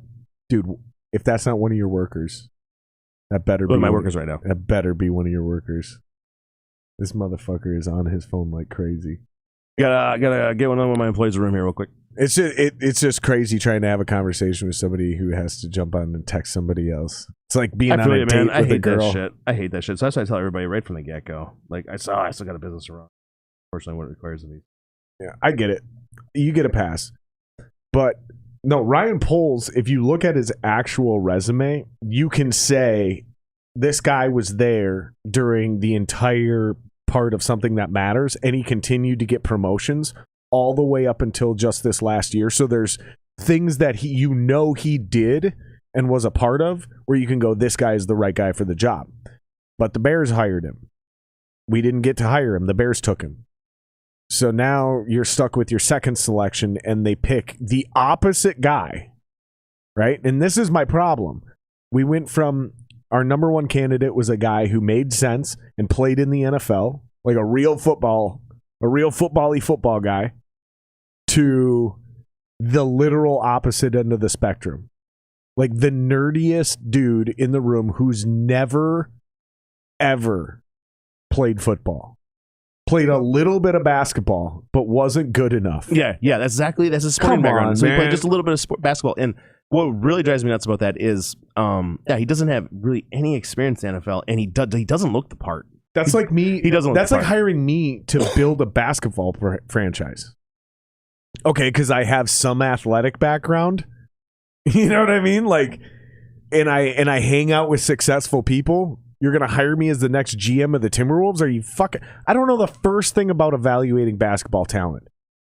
So unless I'm the greatest team builder of all time, and I'm gonna hire the greatest scouts of all time, maybe we get 1 or 2 years of great production, but then the guys I hire, because I don't know what I'm doing, those guys are all gonna get jobs being their own GM for their own team. I don't know, dude. And then he came in talking about same shit Kirk Cousins came in talking about winning football games and making it to the playoffs. Bitch, we do that. Like, that's not the goal. The goal isn't to win football games and make playoffs. We do that all the time. The goal is to win a fucking Super Bowl and become champions. Like, real champions. He just seems like another family-friendly, like Kirk Cousins' favorite band is Nickelback. I bet you this dude's favorite band is Imagine Dragons. It's a fucking bunch of basic bitches. That's funny, man. I can see that too. All right, man. Who's your favorite musician? Who's your favorite artist? Who's your favorite band? I bet you this dude'd be like, I'm a really big fan of Imagine Dragons. Fucking and if you like Imagine Dragons, that's fine. But I'm not a big fan. No, I'm saying the listeners people out there. So we're gonna check out. Do we have? I think we might have. I think we have a new comment from somebody. Oh, this is Marissa. Oh, yes. They have everything except Mango Cart. Which is absolutely true. I was talking about the kegerators at Total Wine. Oh, Yep. We ordered Mango Cart. You ever had Mango Cart before? And they just deliver you a whole kegerator? Yeah. Well, no. I own the kegerator. You just go and order a keg. Yeah. Okay. I was gonna say I got a kegerator right there. Yeah. It's fucking awesome. I actually have two. Yeah, I have two too. Yeah, I have two of them right next to each other in my basement. I have a portable one right there. Yep. I got one like that size down in my basement. That big white fridge is being turned into a kegerator. Hell yeah. So anyways, yeah, you can go to Total Wine and get pretty much everything. But yeah, she's right. You can't get the Mango Cart. In keg form. In keg form. You can get it in bottles, yeah. But they don't have the Mango Cart. You can't get so them. You can order most things, but that so one now never that you're done comes. with your guy, back to the Vikings thing. Yep. So I expressed and that's why I hope you guys understand why I was ranting, because he had to jump and text one of his guys. So that's why I don't like this guy, man, because I get family friendly, I get PC vibes, right? I get family friendly, I get politically correct, I get checks all the right boxes, right, for perception and public appearances, but I don't get follow me into battle and I'll lead you to victory. I don't get that from this guy. I did get that from Spielman. Believe it or not, Spielman.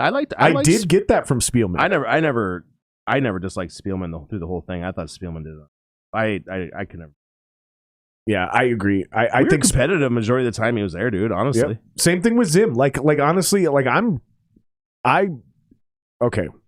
Let's just hold on. Hold on. I finally said yes. It's time for Zim and Spielman to go after we lost to Cooper Rush at home this year. I was done. I was at that game. The Dallas game. Just in case the listeners are confused who Cooper Rush is. He's the third string quarterback for the Dallas Cowboys. So I was like, I'm done. I'm over it. I get it. We got to move on. But I'm not convinced that the Vikings ownership understands how to do this. Like, I now understand what they say. For 30 years of my life, I'm 40 or about to be 40. For 30 years of my life, I've heard people say fans make the worst owners.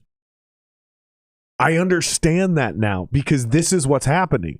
You have guys who are football fans and they want to win, but they don't actually understand outside of real estate what it means to be a winner. So true. It's really that simple, dude. And I'm seeing that by the way they don't understand how to make appropriate corrections. Does that make sense? It makes total sense. This one tastes good. You like it? This one tastes great. You like this one better than the other one, actually. You like the other one better than this one. Yeah, I like the other one better than that one, but I like this one better than the other one. That makes any sense. Makes sense to me.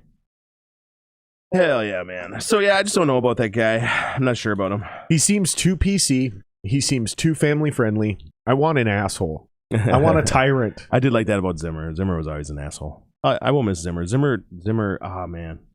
They had a couple bad things happen over the stretch. It's all good. It's rough. It's rough. I mean, everybody has so much hope now.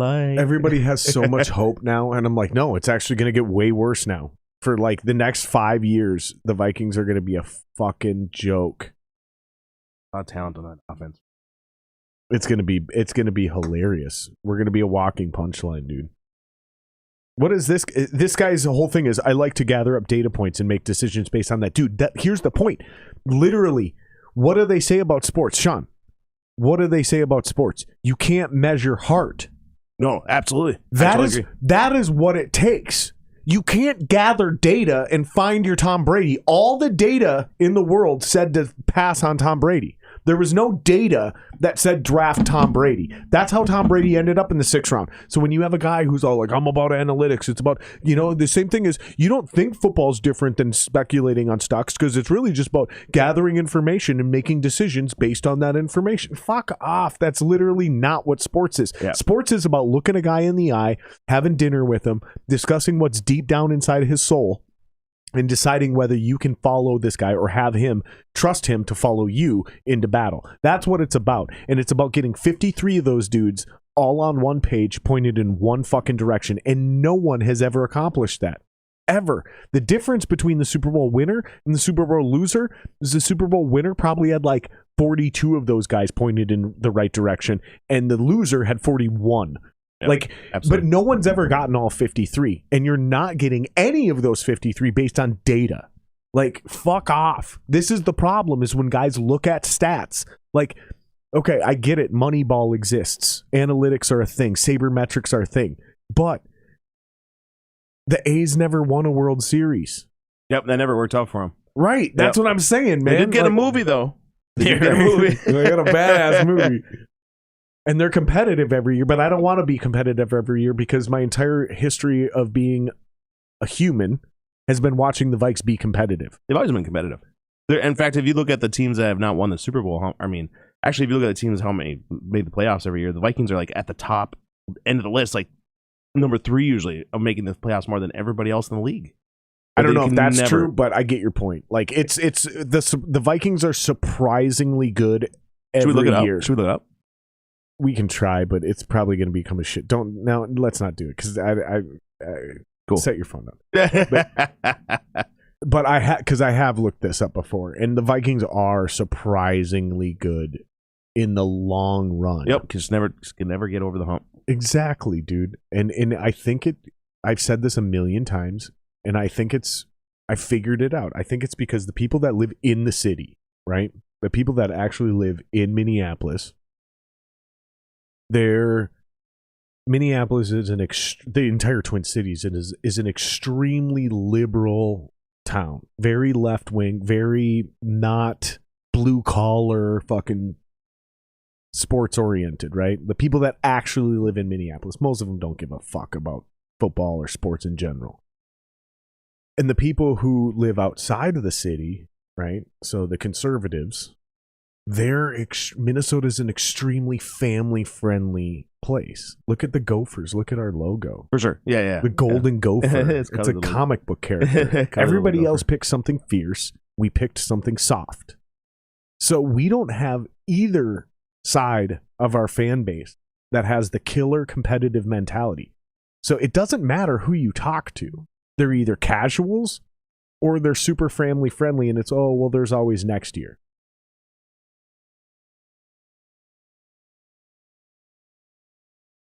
You see what I'm saying? Absolutely. I totally see what you're saying. We don't have a fan base in the city that gives a shit. Yeah. And maybe the Wild's got the best close. Although, the Vikings have got a diehard. The majority of those games are always fucking so low. I don't know, man. I'm a season ticket holder. I go to pretty much all of them. Right. But again, the ones that actually give a shit don't live in the city. There's a lot of that, for sure. And then the ones who... You don't think the Wild got a pretty good fan base? No. And I'll tell you, it's the same fucking thing. The people who actually live in Minneapolis, St. Paul, don't actually give a fuck about hockey. And the people who do give a fuck about hockey, they're so far spread out. The rest of the state, again, is so family friendly. We have this there's always next year attitude. That's why we can't win a fucking championship here. Because we are okay with just being competitive. We're okay with just being profitable. That's my problem with the Wilfs. As long as we're competitive and we're competing for divisions and we're in the playoffs every year, that's good enough. No, it's fucking not good enough, dude. Because that's how you go to the fucking playoffs and lose in the first round like the Timberwolves or the Vikings every year. Yeah, for sure. That's why we're all so jaded. That's why nobody in this state has faced that any sports team in Minnesota can pull it off. This isn't exclusive to the Vikings. This is why I say it comes down to the fans. It starts with us. It's because we tolerate this shit. It's because we go, I think it's kind of our state's fucking vibe, loser. Though. Yeah, exactly. It's You're our fucking state's vibe. losers. Fire them. We're pretty- Let's bring in some winners. We're pretty chill fucking state. You know what I Mhm. mean? We're just kind of laid back. Exactly. While everybody else gets their shit together, Minnesota is just kind of like, okie dokie, bunch of fucking plebs, dude. Hey, you're one of us. I know. And I don't feel like it. And I get angry and bitter because and it trickles into our music industry. It's just the complacency of our town. Yep. It's like, dude, That's this is the best music town in the country other than Nashville. And it's filled with complacency. Yeah, I agree. It's bullshit. And it trickles into our sports. It trickles into everything. Great music town. It's it's the second best music town in the country. I'm grabbing another one. Yeah, go for it, dude. Yeah. Well, people come out in droves to live music and shit. It's awesome. People get down to it. Gotta love and appreciate all that shit. Well, and it's wild, dude, because like even during the pandemic, we've had good shows. No, I mean, obviously everything shut down for. Yeah, but I've been there. to some good shows during the pandemic where I was impressed by the turnout. But as soon as they were able to open shit back up, I mean, people start coming right back out again. I mean, I definitely know a few people that they didn't exactly adhere to the 50% capacity rule. There's a place in God, I can't remember the name of it anymore. I can't remember the name of it. There's a place in Lakeville down by my house. Strong. Yeah, that one's a little tough. It's called Grindcore. Funny. I don't think Espresso, most milk, and grindcore. stout. I don't think most grindcore musicians are tough enough to drink this beer. They might not be. You like how they wrote their little name like a little death metal band too? No, I think it's stupid. It's funny. So who do you want as coach, dude? Oh man, I don't even really. We're killing people with this football talk. Nobody wants to. You thought the Bill collection talk was bad? It's the football talk. Football talk is that, a lot of these people aren't just want to hear it. They're not from around here. I mean, here's the thing: is you shouldn't have to be a Vikings fan to listen to football talk if you're a football fan. So I agree don't with think that. that's the I talk issue. about any team anywhere all the time when I watch. Love just turning on NFL Network for background noise when I'm walking around the house. Plus, I just literally attacked all the liberals and all the conservatives in one argument. Sorry. And here's the thing: is if you're offended by that, then you're the exact type of person that I'm talking about is the problem. Like if you got offended by my little spiel, then you're exactly the person I'm talking about. I think it's fucking hilarious. But I'm also convinced, dude, because we have it. Fine, explain to me a different reason than why not a single one of our professional sports teams has won a championship since 1991. I know, man. Literally 30 years. You're not gonna get a lot of argument from me. Because Minnesotans are fucking soft. And I'm a fan of every single one of them. I got jerseys from all of them. I go to all, a lot of their games. Yep. I love them all. Watch them all as much as I possibly can. Yep. Yeah, I love them. I mean, even Kansas City as a town figured out how to become winners. Well, they got Mahomes. No. Well, they got they Andy won Reid. the World Series 2 years before that. Yeah, that was just, they won 1 year and then they were just horrible. And you just tried to suss it down into two things. Oh, well, they have Mahomes. Oh, well, they also Andy Reid. Yeah, they had to go get those guys. True. They sat down and said, we're sick of being losers. We're sick of being laughed at. We want to fucking win. So they went and got Duder from the Patriots to fucking build him an organization. That guy went and hired a GM. That GM turned around and hired Andy Reid. That team turned around and drafted Mahomes. Absolutely. Now they're Super Bowl champions. Yep. Now everybody wants to be Kansas City. Well, I tell you, Andy Reid. And their fucking baseball team just won this fucking World Series a year or two before that. No, it was like 10 years ago. 2012, 2011.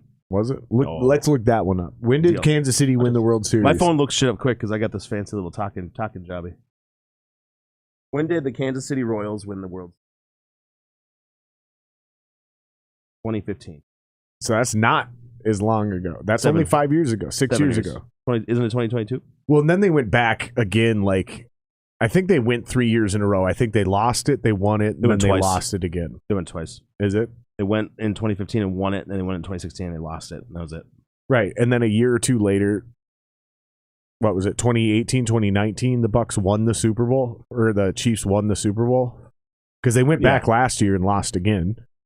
Yeah. Mahomes, has he won it twice now? No, but he's been to 2 already. Been 2, See what I'm getting at here? loss. Like, it's a town. And you notice this, like the Patriots, the Bruins, the Red Sox, they all were winning championships in a similar time. The Giants, the Yankees, they were all winning Super Bowls in a similar time. Like Tampa Bay. There's awesome people out there, but I can't wait until Green Bay loses Aaron Rodgers and you guys get to just sit it's and suffer. inevitable. It's you inevitable. guys get to sit and suffer like we've had to suffer for years. I'll bet you $1 right now. Friendly wager. Friendly wager $1. Aaron Rodgers and Devontae Adams end up in Denver. In Denver, huh? Yep, because Nate Hackett, Yep. the offensive coordinator, just became the head coach. Yep, for sure. Yeah, see how you're finger raping that thing? It's coming undone. Right there. Yeah. That's not me. It just started coming down on its own. I never touched that spot. You I did noticed that something though. over there. What's You did something over there. I don't think I did that. I'm blaming it on the cigar. Oh, Well, I didn't touch it. Sean's blaming Marco V. Yep. If you're listening to Marco V, putting this blame on you, brother. That's hilarious, dude. Man. I'm going to plug it again, but I want lots of people to come down. Saturday, March 26th, Club on their own. Come watch Darrett Show. Dude, plug it relentlessly. Shamelessly. DarrettShowBand.com. Go to the website. Subscribe to our email list so you know when all of our upcoming shows are. I'm proud We're of gonna you be guys. recording. We're going to be recording some tunes this summer. We're going to have some stuff coming out. I'm proud of you guys when you properly promote shamelessly like that. I'm like, finally somebody gets it, dude. We gotta. I mean, if you're just throw it stepping out up, there. And you know who knows who's all chiming in. You know, there might be new people watching now that weren't watching before. And that's exactly the point. yep. Gotta throw that shit out there constantly. So everybody come on down. Saturday, March 26th. It's gonna be a blast. And me and Jared were just talking about it. I think we'll probably have to throw an after party at because we got to bring that shit back. Whether we do it in a bar or we do it at somebody's place, I agree. or whatever. But you got to bring the parties back to the show atmosphere, and people love a good party after the fact. I agree 100%. And if somebody was smart, they would pair it up and do like, oh, there's a metal show at Club Underground and it ends at 10, 11. We're going to start an acoustic show at the bar across the street, the Moose or whatever it's called, and they're going to start at 10 so we can go from our show and we can go across the street and get a different vibe and have our little after party. That is a great idea. Absolutely. I know it's a fucking great idea, Sean, because I fucking just came up with it. Dum dum dum. That's all I do is come up with great ideas. I actually do have a lot of great ideas. No one ever listens. You listen. I'm listening. Tell you what, this Galaxy Gate. That was pretty good. That one I had tastes that good. one last time. Yep. Grindcore is probably my least favorite of the 4 in that box. It's going good with the cigar, though. No, it does good with the cigar, and it's not horrible. I've just had better dark beers than that. I like it. Surly never really makes a bad product. None of them are really. That's what I was saying. Yeah, like you can't really go wrong with the Surly. They're a pretty safe bet. We got any new people commenting? Nope, nothing new yet. No, and you got to quit worrying about that, dude. I'm about to turn it off. Oh no, I love it. You can leave that up there. I love that. That shit's awesome. Or you got to quit. You don't like that shit? You got to quit checking on it. You're too worried about it. You're too worried about it. You keep looking over there. Between this chat and your phone. Technology's pulling me in. You're addicted. It's the Matrix. You're addicted. It's like your Plugging version of me in. meth. Yeah, I've actually jokingly argued about getting rid of the chat altogether. What you said you were gaming up recently. What games have you been playing? Just Among Thieves, or have you been playing some other shit? Among Us is the one I've been Or fucking around Among with. Us, yeah. Yeah, because that's just fun. I can sit here and smoke cigars. I can sit here and smoke weed. I can sit here and drink beers and just bullshit with people. And like, I'm not very good at it, but have you played it? Do you know what I'm talking about? I have not played that. I play majority of games out there. I don't play that one. I'm currently playing the new Metroid on the Switch, and I'm playing the new Resident. No, just played the new Resident. Rainbow Six Extraction that came out. Yeah, I saw that. Sweet. Is it? Sweet. I'm playing that on the Xbox. But other than that, no. On the Switch, I discovered this new Tetris game. You like Tetris at all, or not really? I mean, I played a lot of It's Tetris. cool. It's just an online competitive. Puts you against 100 other players, Oh, and no every shit. time you make a line, then you can send like bad shit, like a couple blocked out lines to somebody else who you're playing against, and they can do the same thing to you. And so it's all about clearing lines as fast as you can, fucking over the other people who you're playing against, and it comes down and then it's all a ranked system and stuff like that. It's really fun. It's really cool, and just to see how that kind of competitive vibe mixes into the Tetris is kind of cool. No shit, huh? A lot of fun. And it's free.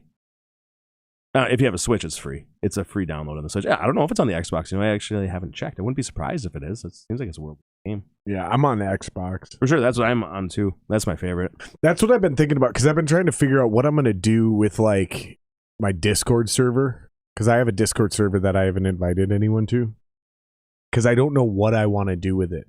Greg Chilton's got a good Discord server going, and he's kind of got a chaotic, all over the place vibe, and that's no disrespect to Greg, but it's very all encompassing. Sort of like my podcast, right? Like we have musicians on, we have brewery owners on, we have, I got Marco V coming on with the cigars. Like we have, that's awesome. It's all over the place. Well, it's good to have a good mix of variety and shit. It's actually not good for the YouTube algorithm, but it's funny because Greg is very specific in his podcast, but his Discord server is kind of chaos. My podcast is kind of chaos, but I think I want to go very, very niche with my Discord server.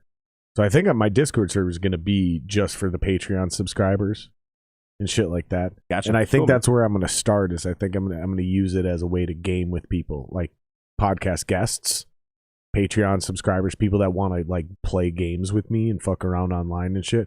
I think that's what I'm going to use my Discord server for, at least to start off, is to like kind of do like voice chat gaming with anybody who's in my Patreon or former podcast guests. So like if you want to get down and play some Among Us or Rocket League or Madden Football or whatever, we can do that, and we can jump in a party and bullshit with each other through the Discord. Nice. The only catch is you got to have a laptop or some sort of computer next to your Xbox, because that's where the actual chat's going through. Gotcha. It's great for cross-platform where the chat doesn't work properly. For sure. So like Among Us, I was playing with people on iPad.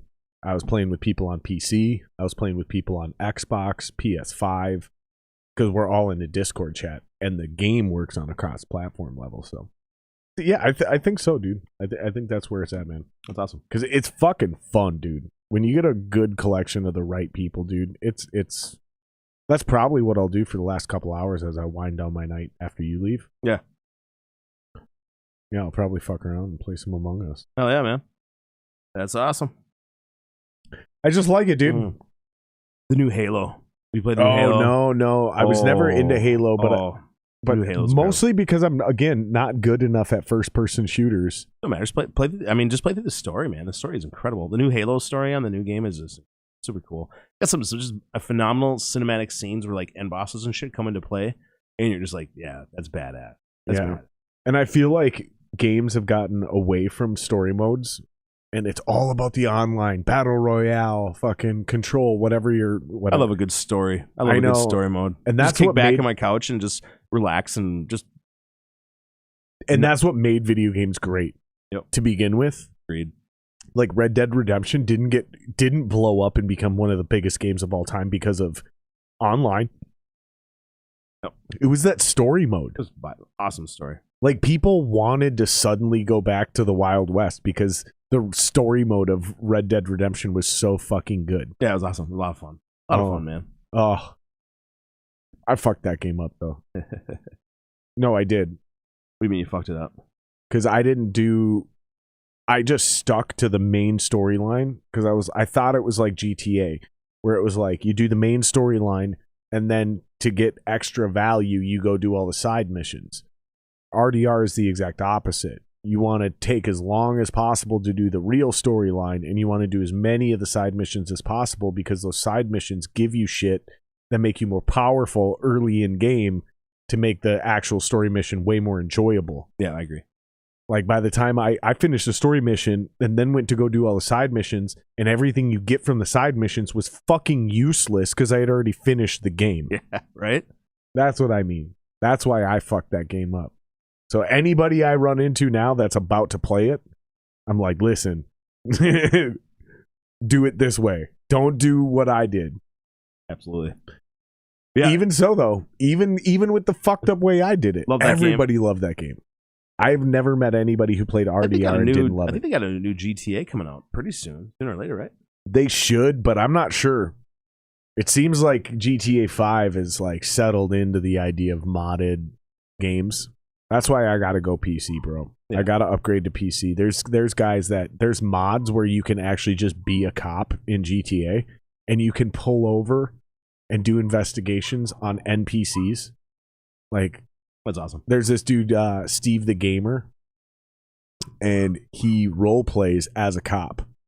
And he gets in a cop car, he drives around, he flips on his lights, pulls over NPCs, because it's a mod.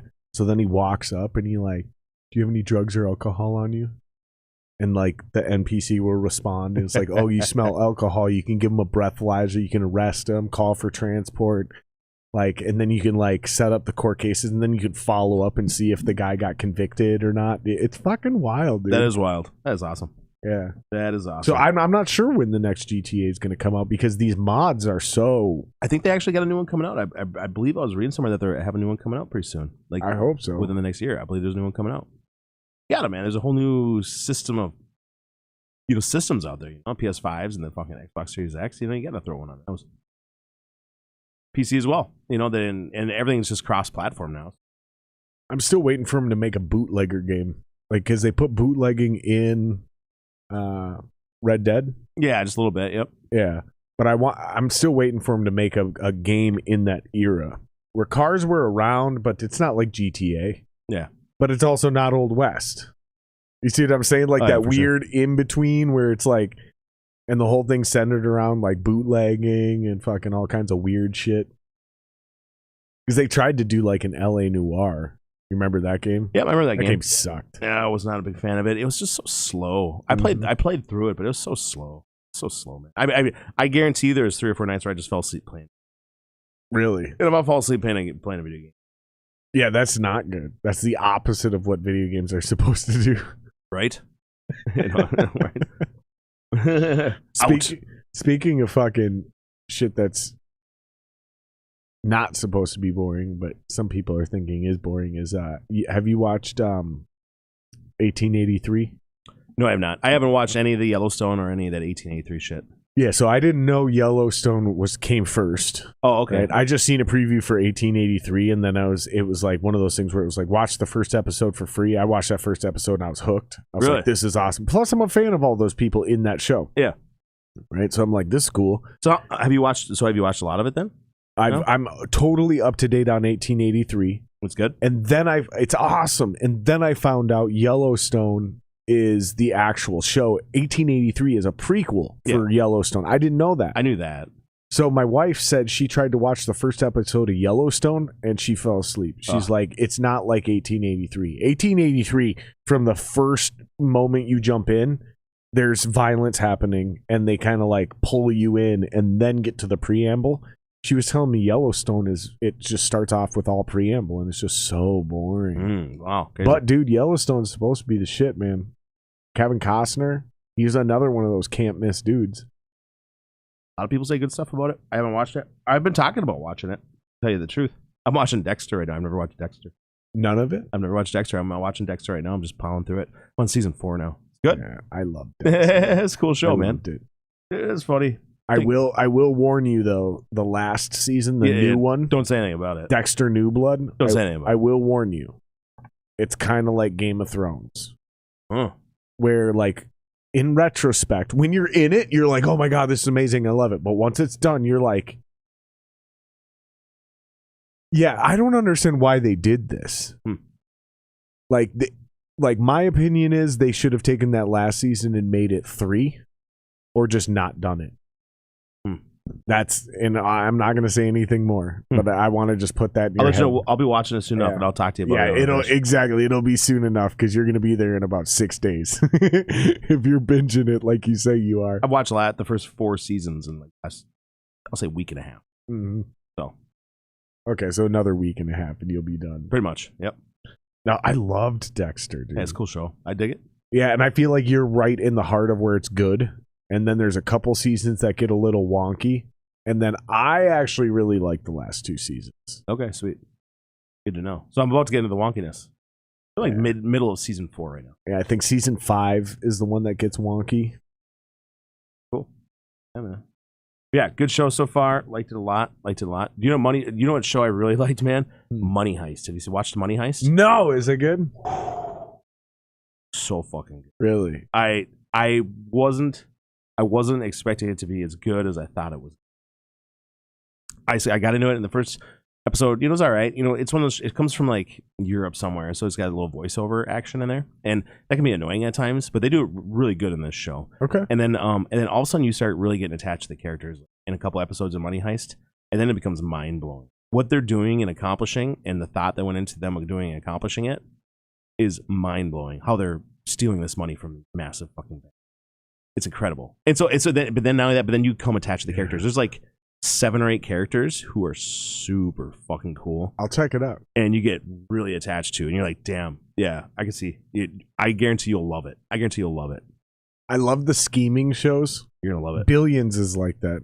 You're gonna love it, dude. It's like they pull off these ideas that are just incredible, and they get better and better as it goes. They get better and better, and like how are they gonna come out of this situation? And they already had a plan. Have you watched Billions? I haven't, but now I'm gonna have to check it out now. What's it on? Showtime. Showtime? Yeah, okay. Paul Giamatti. I could probably get on like probably Amazon Prime or some shit. Yeah, right? I mean you can add it through whatever. Yep. Paul Giamatti's the shit, and it's kind of like a heist type scheme, like the way you write a heist movie.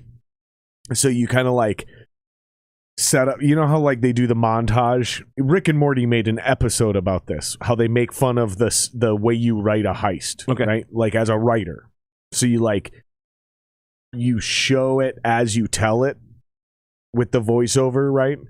And then there's the twist where they show you what really happened.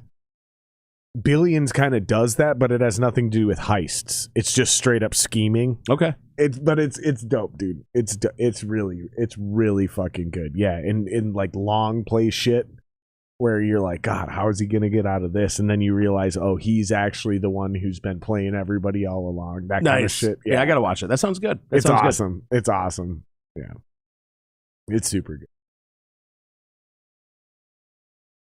Oh, fuck, dude. I gotta piss. Let's play a song. Let's take a break. What kind of song are we gonna play? I'm gonna play one of the tunes I wrote. Sweet. People have heard it before. If you guys are new to the podcast, I hope you enjoy this song. This is something that I wrote. This is a pre-production demo. This is going to be on our album when we finally finish this cocksucker. But I'm writing everything except for the vocals and the noodly guitars, so I'm hard to work with. And I don't like working with myself because I'm hard to work with, so it's taking longer. Do you ever fire yourself? You're like, hey, you're fired. Yeah, I constantly keep quitting the band and kicking myself out of the band, and then I keep rejoining the band, and it's like it's all about me, and I'm getting sick of it being all about me, so I'm getting tired of working with me because That's funny. I gotta take a leak. Here we go. Let's hear it.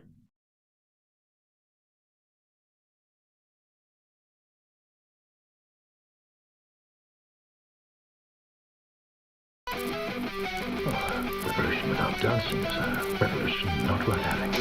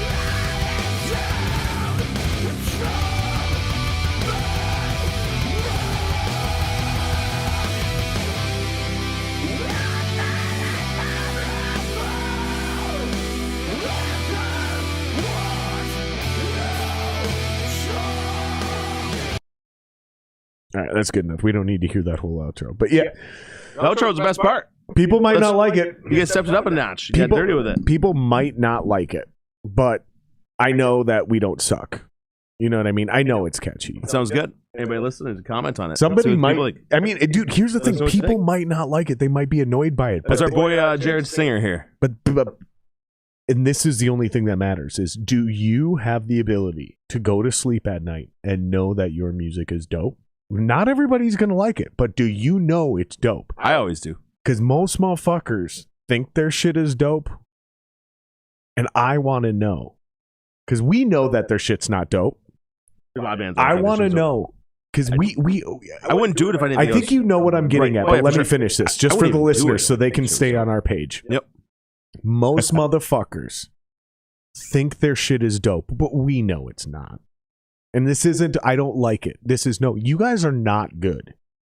Is what I want to know is, do they go to sleep at night truly thinking they're dope, or do they go to sleep at night knowing they're a fraud? What do you think? They go to sleep at night knowing they're a fraud. You think so? I remember when Most of them? I remember when I first started in the game. Like, I knew when, like, in my head, I was like, yeah, this is pretty sweet. But I knew back in my mind, wasn't good enough. Wasn't good enough for sure. And you had to just keep going at it. But, I always thought I was dope. I never thought I wasn't dope. Yeah? It was only Even when you first started. Yeah. When I first started, I thought I was dope. Well, it was maybe looking back where I go, oh, I wasn't dope back then. I'm dope now, but I wasn't dope back then. See, I always just call it real, and I always just call it real. I never thought I sucked. It was retrospect that showed me I sucked, where I went, oh my God, dude, you were really bad. That's fun. You know what I mean? And then that stopped in my mid-20s. In my mid-20s, like, so basically I'm 30, right? And then I look back to what I was doing in my mid-20s and I went, oh, that is dope. And then I was in my mid-30s and I look back to what I was doing in my late 20s or early 30s and I go, yeah, that's fucking dope, bro. Like, that's when it stopped for me. Because in the moment, I always thought I was dope. Yeah. That's what I'm getting at. I never went to bed going, I'm a fraud. You know what I mean? Yep, absolutely. Nowadays, I go to bed going, God, I think my shit's dope, but is it actually? You know what I mean? Like, nowadays, my mentality is actually filled with way more doubt than it ever was when I was young, when I actually did suck. Thank you, Marissa. I appreciate it. I can't take credit for everything. That's Jeremy Montoya singing. He was in a band called Buried by Hope, and I remember. Also another band called Wither the Tide. He's the Wither lead the Tide singer as well. in both those bands. And then that's Dalton Lightkeeper on lead guitars doing all the fun noodly stuff. That sounds really cool. You drumming? No, I wrote everything. So I did the drums and I did the guitars except for the noodles. And I wrote the song. Awesome. I wrote the whole song. I just didn't do the vocals and I don't do the noodles. For sure. Those guys came in and wrote their own part. Montoya doing the screaming at the end too? Mm-hmm. Yeah, I haven't put a single backing vocal track on this album. And I think there's only one part in one song I will do any backing vocals. And I think the only reason we'll do it is because of a tone that I have in my voice that he doesn't have. But I want to go James Hetfield on it. Meaning I want Jeremy to do all the backing vocals and then I will just replicate them live. I don't like it when bands have the bass player and the guitar players record backing vocals. Does that make sense? Yeah, it makes sense. Yep. Like I think the lead singer should do all of the vocals. Yeah, I agree with you. That's what I do. Unless like one of you has like this incredible voice that like a System of a Down, where that singer and the guitar player, Skillet's that way. They had this balance of this. It was the two of them on their voices together doing harmonies that worked. There's no way one dude could have done both. I agree. That's the only band I can think of the exception. Everybody else I would want. Have you heard Skillet? No. Okay, so they're definitely that way. They have like a female bass player. I don't know. I'm just repositioning myself. Now I got to move it back. Thanks, Jared. Unbelievable. They have a female bass player. They have a female bass. They have a female bass player that's has got a very unique voice, so they couldn't really replicate that. So they got to have her do the shit. Exactly. Yeah, because she has a timbre, right, or something about that unique voice. Yep. Yeah. Otherwise, I want Jeremy to do everything. He's just such a good singer. Super good singer, man. He's fucking hitting that, knocking out the park. Love that. There's only a few cats in town God, I wish I could, dude. I'm on this new tip where I can't talk about future shit. There's so much stuff I want to talk about, plans and people that are coming on the podcast, but I'm like trying to do this new thing where I don't talk about the future. That's good. I mean, unless there's one you just gotta promote, so everybody knows that, you know. I mean, some of them got to be big. Like if you got somebody really big coming on, you got to promote that one. There's a few. There's one that just agreed to come on today that I'm super stoked about. Dude, it's crazy. Yeah, it's that's crazy. awesome. Sanders, if you're watching, you know who I'm talking about because I texted you. I sent you the screenshot. Dum. You always got to share with somebody. No, exactly. Right. There's one person. Right. Every moment, there's somebody you got to share it with. Yeah. Yep. Because nobody else in my life would give a shit except for Sanders. And so I screenshotted him and I was like, I can't believe this just happened. And he was like, doink. That's awesome, man. Hell yeah. Yeah, but there's a lead singer of one of my absolutely top-notch favorite bands who agreed to come on the podcast. Oh, sweet. That'd be awesome. Yeah, I'll keep my eyes open for it. You have to let me know when that one is. Like, hey, we'll Paul, see. you remember that night we were on the podcast when you were saying that this is one you got to watch, so just let me know. We'll see. I'll tune in. He's from Canada, so Canada. Getting any of them out of Canada during a lockdown is... Are they on lockdown up there? We're not really on lockdown down here. We just got to wear masks. They are on super lockdown in Canada. Super lockdown. Yeah. Wow. Like Canada is probably... I think it's like Canada and Australia are the strictest. I know people are allowed to come across because both times when I was skiing up in Lutsen in Montana, like I was telling you, both times I went out to some bars and I saw some people from Canada who were down there visiting for the weekend. Yeah, Canada's weird about that. Super weird about it. Right? So like the guy at the border has the discretion. So if those people are like regular skiers that cross the border, they might just have a relationship with that border crossing. Yep. Because Canada is not like anybody else. It's literally up to the guy who's at the border. It's fucking weird. I've gone across enough times to know. Absolutely. You know what I've never actually gone to Canada. What? Oh, yeah. We toured with Hatebreed and Dwelling. The only reason I know what I'm talking about is from being in a band and doing all the research. We had to cross Canada numerous times, go Thunder Bay, back into Minnesota, back up to like Winnipeg, and then go all the way across, play a couple more places, then drop back down. We were like had to cross numerous times, back and forth, and all the times it was all up to how you were being with the guy at the border. Right. Like there could be nothing in your group that would legally hold you back. Right. But if you're being a dick to that guy at the border, he's not gonna let you through. Right. Exactly. Yep. It's literally just up to his discretion. Yep. It's the weirdest shit ever. Which happened to us one time. One of the times our drummer, when we were on tour, he went back to, while we were playing up in Winnipeg, went back up into America to see his girlfriend for a night. And the next day he came back and he's like, the guy at the border's not going to let me cross. And I was like, dude, you got nothing legally holding you back. So go to the next crossing and just go up to that guy. So he went up to another place, left from the place and where he was at and went like maybe 150, 200 miles to the next entrance point up into Canada. And there he met a different guy and they allowed him to come in. Yep. What a trip, dude. And it's weird because they can communicate between those posts, but sometimes the guys in those posts don't like each other. So literally just because fucking Jim Bob Cooter didn't let you through in Duluth, you go to North Dakota, they communicated. And he said, hey, this guy coming through in this minivan, he's a fucking dick. But the guy over in fucking North Dakota is going, yeah, fuck you, buddy. I don't fucking like you because you beat us at the hockey tournament last year. And they'll just let you through out of spite. Like, yeah, Jim Bob told me not to let you through, but fuck him. Tell him when you come back to Minnesota because they can't stop you when you're leaving the country, right? It's the U.S. Border Patrol, but the U.S. Border Patrol has way different rules. So U.S. border, if you don't have a legal reason to say, they have to let you through, right? So you can go through and leave Canada coming back through and tell the same guy who wouldn't let you come in the country to fuck off on your way home. See ya. Yeah, the only reason I know... How many fish do you have? The only reason I know any of this is because of all the research of trying to go to Canada and knowing I had a DUI at the time. It was like, I'm probably never going to make it. Where were you trying to get into Canada? Where were you trying to go to eventually? Through? Yeah, but actually both. Where were we trying to go through? So we were trying to book a loop. Okay. So we were trying to get through Duluth, right? Like, not Duluth. Sorry. It's not Grand Marais. It's the town with the Boundary Waters. We were trying to go through that tip right there where everybody goes fishing. Yep. International Falls. I think that is what it is. Yeah. International Falls. And I can't remember the town we were actually, because this never actually got booked, but we were going to basically try to do a loop where we went directly north. We hit that main city, and I don't remember what it is. It's Winnipeg or something like that.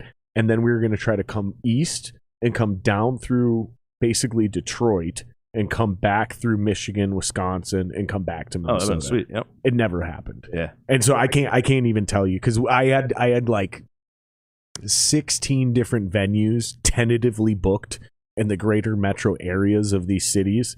It never happened. So it's basically bullshit at this point. But I just remember doing the research and talking to other bands like the Epicurean guys and different bands that had done it. Yep. And it was like pulling teeth because the way the taxes work as well. So the scheme we had kind of developed was we were going to print t-shirts in Canada and pick them up after we crossed the border, because that's how they taxed you, was based on like inventory you brought in. And we've talked about it. We've talked about it on previous podcasts, and I'm just kind of trying to skip through this because I don't want to keep rehashing the same. You can go back to one of the podcasts we did with John Gensmer where we kind of broke that down and talked about it and like how detailed they were about it. And he actually opened my eyes even more on the podcast to the exact way that they did it. But again, it boiled down to that crossing guard's discretion. For sure. And it got fucked. It gets fucked trying to be an American band going up to Canada. And it's just, honestly, it's really not worth it unless you're huge. That's what it boils down to. Unless you're fucking huge, it's just not worth it to go to Canada. Yep, I agree with that. Yep, I agree with that. It's actually way more worth it to find border towns inside the U.S. and just play in those and have the Canadians come to you. Yeah. Yep. Way easier. For sure. Way easier. Agreed. You guys gonna do any touring anytime soon? No, we probably won't do any touring. We'll play shows here and there. That's pretty much it. We're just doing this because we love writing music, man. Love writing music. We knew that there was some talent there, and we knew that we could write some fucking really cool shit. So we're like, hey, let's get together, write some really cool shit. COVID's going on. Nothing else is really going on. So let's use this time to get creative with it. So that's how it all started. Started during COVID, and then we started writing a bunch of tunes together. And then you got stuck in a hurricane in the middle of Iowa. That's how the name came out, man. That's how Dare Show came up. We were like just thinking of different names, like what we're going to call ourselves. We were tossing all kinds of names across the board. Then we got stuck in the middle of a hurricane in Iowa. Yep. Me and Mooger were at the same time. We were talking about it. And I was like, and I brought it up to him. I was like, man, don't you think? I've never heard of this word before ever. I've never seen it across mankind. But hey, wouldn't that be a cool band name? I'm like, yeah, absolutely. I don't think anybody had heard that word before that had happened. No, dude. That's what I tell people. I was like, well, isn't that strange? There's just something that just comes up out of nowhere. Like in the middle of the year that we were having too. The COVID was going on, and the George Floyd stuff was going on, and then all of a sudden, like this storm called a derecho comes through Iowa and just like land hurricanes it in the middle of Iowa and just destroys it. And I was there that day and I saw just destruction happening on like a massive scale. Here's what's crazy. I saw a telephone pole fly out of the ground and go flying across the air like a spear and go right into the side of a semi. Now here's the deal. Puncture it. And just here's the deal. I was like, if you're on the East Coast, especially in the South, that's not crazy. That's bitch. That's a hurricane. Like we do when it's cold. Like, oh, that ain't cold, right? That's what they're like. No, dude, that's not crazy. That's just. Here's the thing. It's super insane in Iowa because it's in the middle of a continent. Now, here's what fucks my brain up, bro. This has never happened before in any living person's life. We've never had an actual inland hurricane. Yeah, never happened. Never happened. However, it has happened enough to where there's already a word for it. Which think about that. It's crazy. There's somebody came up with a word for something that happened often enough it needed to be specifically named. I know, I agree. But has never happened enough to where anybody has ever experienced it who's currently alive. Or even known. Wrap your head around that. I know, it's mind-boggling. That fucked my brain up for a while. Like, because I'm going, there's a word for something that no one, like, that's what, I can't say, I got to say it one more time. I can't, because I can't say it enough. There's something that had never happened before to anybody who'd been alive. However, it had happened often enough in the past that they came up with a word for it. Yep. How many other things I can't think are of a single one. happening? I can't think of a single one that comes to mind. But yeah. But so when that happened, I was like, that's got to be the band name. That's got to be the band. And that's what we did. How many other things are happening for the first time, right? Where there's names for them, but, or actually, let me rephrase this. I said that wrong. How many things do we have names for, right, that we pass off as a myth? Oh, that's a myth. That's urban legend. That's just some crazy religious bullshit, right? Right. But at the end of the day, you are completely unwrapping that cigar. That shit, though. Now you're down to the binder. The binder. So you're drastically changing the way that cigar is going to taste on the way out. And you better be super gentle because there's nothing between you and the filler anymore. But imagine how many things are happening where we have words for them, but we've passed them off as myths because they haven't happened during our lifetime. And then think of the Duratio idea, right? Like, how many other things are we dismissing? But it happened enough where people came up with a name for it, an idea, you know? Yep. Like, isn't that crazy? We never heard it in our lifetimes like that. That just mind-boggling to me. And there's other shit like that too. So that's where my mind goes, is like, how many other things are we dismissing? Like, all kinds of shit that there's words for. Could be. Name it. Ghosts, aliens, whatever you want to go. We can take this anywhere, any direction we want to go with it. Funny that same year, then they released all the alien footage and all the alien photos that the U.S. had been hiding. You know, and they just released it all to the world. That same year, I was like, holy shit, we are really weird. Everything's just weird right now. You ever write songs about that shit? I haven't yet, but I probably should. Like, lyrically, like, how do you write a song when you get an idea? I mean, I come up with an idea, then I just kind of write the lyrics around that idea. So do you come up with the rhythm, the vocal pattern? Okay, so when we're at practice, you're a screamer. Yeah, so I consider myself like a hip hop screamer because I can spit really fast and I can flow really good. But so it almost comes off with the way I scream and sing like that. It almost comes off as like almost like hip hop screaming. It's weird, but there's I know what you mean, though. Yep. And that's kind of how my style is. And so I come up with a rhythm with just spitting nothingness, really, when we're at practice, going over this stuff. And I record that. Then I go home and I write to that rhythm that I created. Gotcha. Okay. That's how I do it. So, like, one of my favorite songs is a song called Like a Phoenix. And it's about being away from music for a minute and like that, and stuff like that. And how it just getting back into it. It lights a little fire up in your soul. And how you are just ready to come back and rise up like a. And I wrote the whole song then about that. It's just a really, really cool vibe. Interesting. So is that inspired by shit you've been going through personally in your... Not really.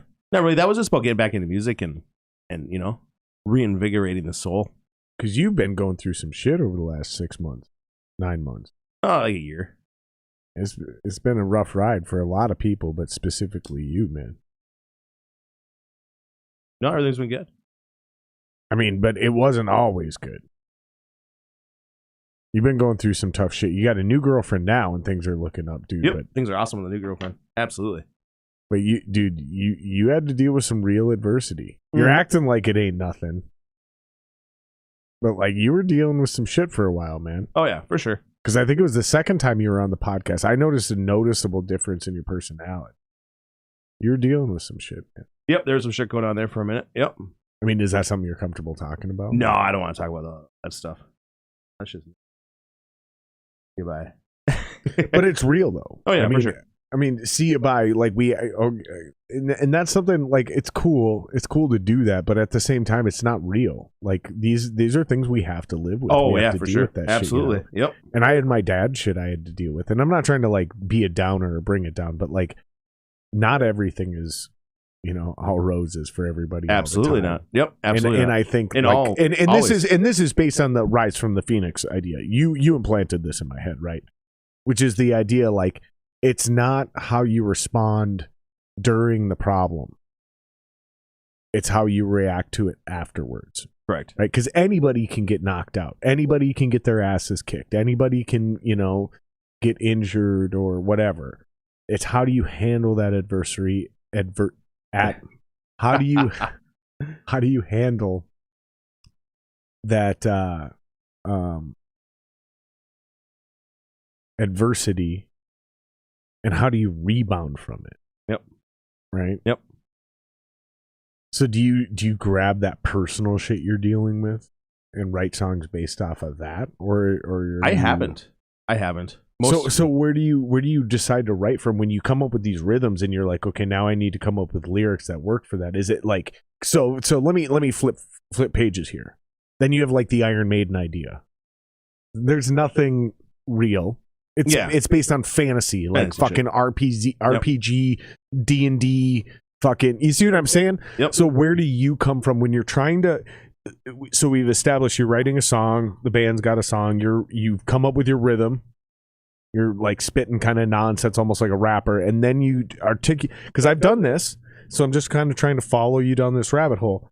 So where do you come up with your lyrical composition? Like, where's the theme or what are you writing a song about? Where do you draw from? I come up with something that is intriguing to me, and I write around it. And so I told you about that one, like a phoenix. That one's like coming back in music and fired back up again. We have a chant in the middle called, it says "We will rise again," and it's all about just coming back into music and just firing it back up. Now I have another one called "In Dreams of La Folie," and that one is centered around those dreams that we have as people sometimes, and it just seems like it's an endless circle when you dream, and you can never really get your way out. It's just an endless circle. You ever had a dream like that where it just keeps going around in the circles and you can never really find your way out? Sometimes. Yeah. And so I wrote a dream about that in Dreams of La Folie. So La Folie is French for madness. So it's In Dreams of Madness is really what the name of it is about. And it's really just about how maddening that is when you have that kind of dream. And that's really just the lyrical concept on that song, what that's about. And so I just come up with something that's kind of intriguing to me, and I write about it. So do you like start with a phrase that kind of encapsulates that idea? Sometimes. That one came up. The opening on each one of the verse, I say, "Welcome to these dreams of madness," and it goes like that, and it was just kind of catchy, and so I went with it, and then the rest of the lyrics kind of flowed around that, and then I centered the song around that thought process. So what is that part? Is that like a chorus part? It's an opening verse. There's 3 different verses, and that's the opening line to each one of the verses, and it opens up like that. Okay, so it's almost like a chapter flow. So you start off each verse with one in phrase. The beginning. Right. Yep. Okay. Exactly. Okay. So great example. Yep. Right. So in the beginning, and then okay. Yep. But then the second verse isn't necessarily in the middle. Right. Nope. And then the third verse isn't necessarily at the end. Yep. Same thing. But it's a thematic idea of like, here's our jumping off point, almost like a multiversal experiment. Like, okay, here's your nexus point. And from here on out are your variable outcomes from this idea. For sure. So what was it? Welcome to this madness. Welcome to these dreams of madness. Yep. Right. So welcome to these dreams of madness. Okay. Yep. So because that's what I always find interesting, right? Is like, how do we write these songs? And sometimes as a guitar player and as a former vocalist, I'm kind of writing the song from the inside out. And I don't know where that starting point is. Like if you look at a song linear, right? I rarely, which I have, but rarely write a song from beginning to end. Oftentimes I'm writing the song from somewhere inside. So do you always have the other guy write all the lyrics? He handles all the lyrical writing? Or? So right now is the only thing I can comment on with confidence, which is no, everything is done. I'm writing all the music. The song is essentially done. And then he's coming up with ideas, right? And the only thing I'm thinking about, the only thing I'm actually evaluating in anything Jeremy gives me is rhythm and melody and tone, right? For sure. So like there's this one thing he did and I was like, oh, I'm not really liking it. I listened to the chorus. I'm like, that's kind of cool, but it's kind of whiny. But it is catchy. So like, how do we switch that to where? So in my head, I'm going, do we go up? Like, do we switch him from? He's probably singing a harmony, right? And do we bring him down to a root note or bring him up to whatever? And so maybe it gets rid of that whininess. He can sing the exact same thing, but okay. That's awesome. And That then- dude's good enough to be able to pull that shit off too. That's sweet. Yeah, this is how I think about it, right? And then it's like, oh, but in that second verse, he went to this weird falsetto thing, which kind of gives me this Prince vibe. And even though I'm not a big fan of that, it actually is the best idea for this song. Yeah, that's awesome. So then it completely changed. So again, writing from the inside out, it completely changes the way I'm approaching that song now. I go, oh, okay, let's slow down. Stop. Okay, here's what I thought we were doing. But now that Jeremy's doing this in the second verse, I want to completely reapproach the entire way we're thinking about this entire song. Jeremy, take this thing you're doing in the second verse and make that both verses, and then we'll take that chorus you're doing on this note, keep the melody exactly perfect, but we're going to drop it down a half step or a whole step, whatever it ends up being. So you're no longer singing the harmony, you're actually singing the main note, the main melody. And that's where we're going to find our foundation. And then there's just minor tweaks that happen to the music after that. Yeah.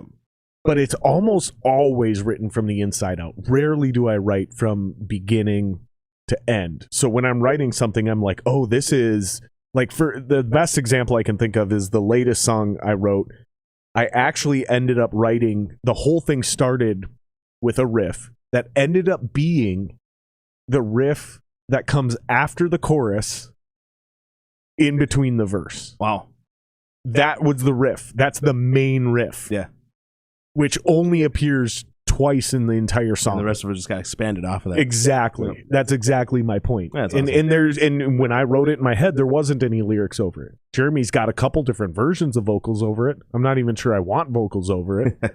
But that's what really fucking It's just fun. makes me the most intrigued when I talk to other songwriters. Yeah. That's why I'm asking you those questions. It's like, where do those start? Love writing the tunes. So now, I don't play any other instrument, shit like that. So I'm limited in my ways, but love it. Absolutely love the whole creative process, how songs come together and how they're pieced together. And so, I mean, we all do it as a group in a live session. You know what I'm saying? We bounce ideas off each other, 5 heads in a room, and Do you ever feel sometimes people have ideas from at home and they bring them in and, we work off that. But I mean, a lot of shit, we just like open jam session. We just kind of let loose, and if something sounds cool in there, we toy around with it and put it in there. And that's why I feel like some of our tunes, when we play them live, like people at the Caboose who really saw it, like could really feel the energy. And that's because we wrote it live.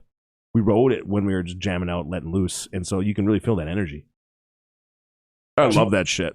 Do you ever feel like insecure or inferior as a musician since you don't play those instruments and you can't come up with the actual parts? Or even if you have like an idea, since you can't play it on the instrument, do you ever feel insecure about like giving those ideas? Like, for example, I'm gonna tell you the truth, I don't. You got like a rhythm or an idea for a guitar part in your head. Do you ever feel insecure giving that to your guitar player who's like, that's dumb? No. I've done that before. No, I've never. And like I'll throw ideas when I think that like arrangements should be changed up or we should do this here or that there. I'll throw those ideas out there. I don't ever feel insecure because I can't play it, but I will definitely try to illustrate the idea the best I possibly can to them.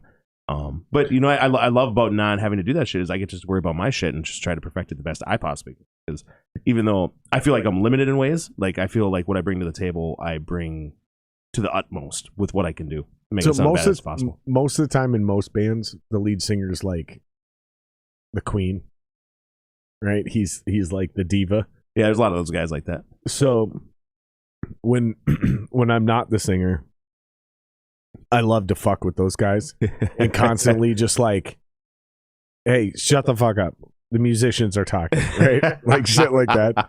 For sure. Do guys ever fuck with you like that in the band? Somewhat. So not really the most part. Man, you gotta come see us live. You just gotta come see us live. I tried. You gotta come see us live. I tried. I was late. You'll love it. You'll love it.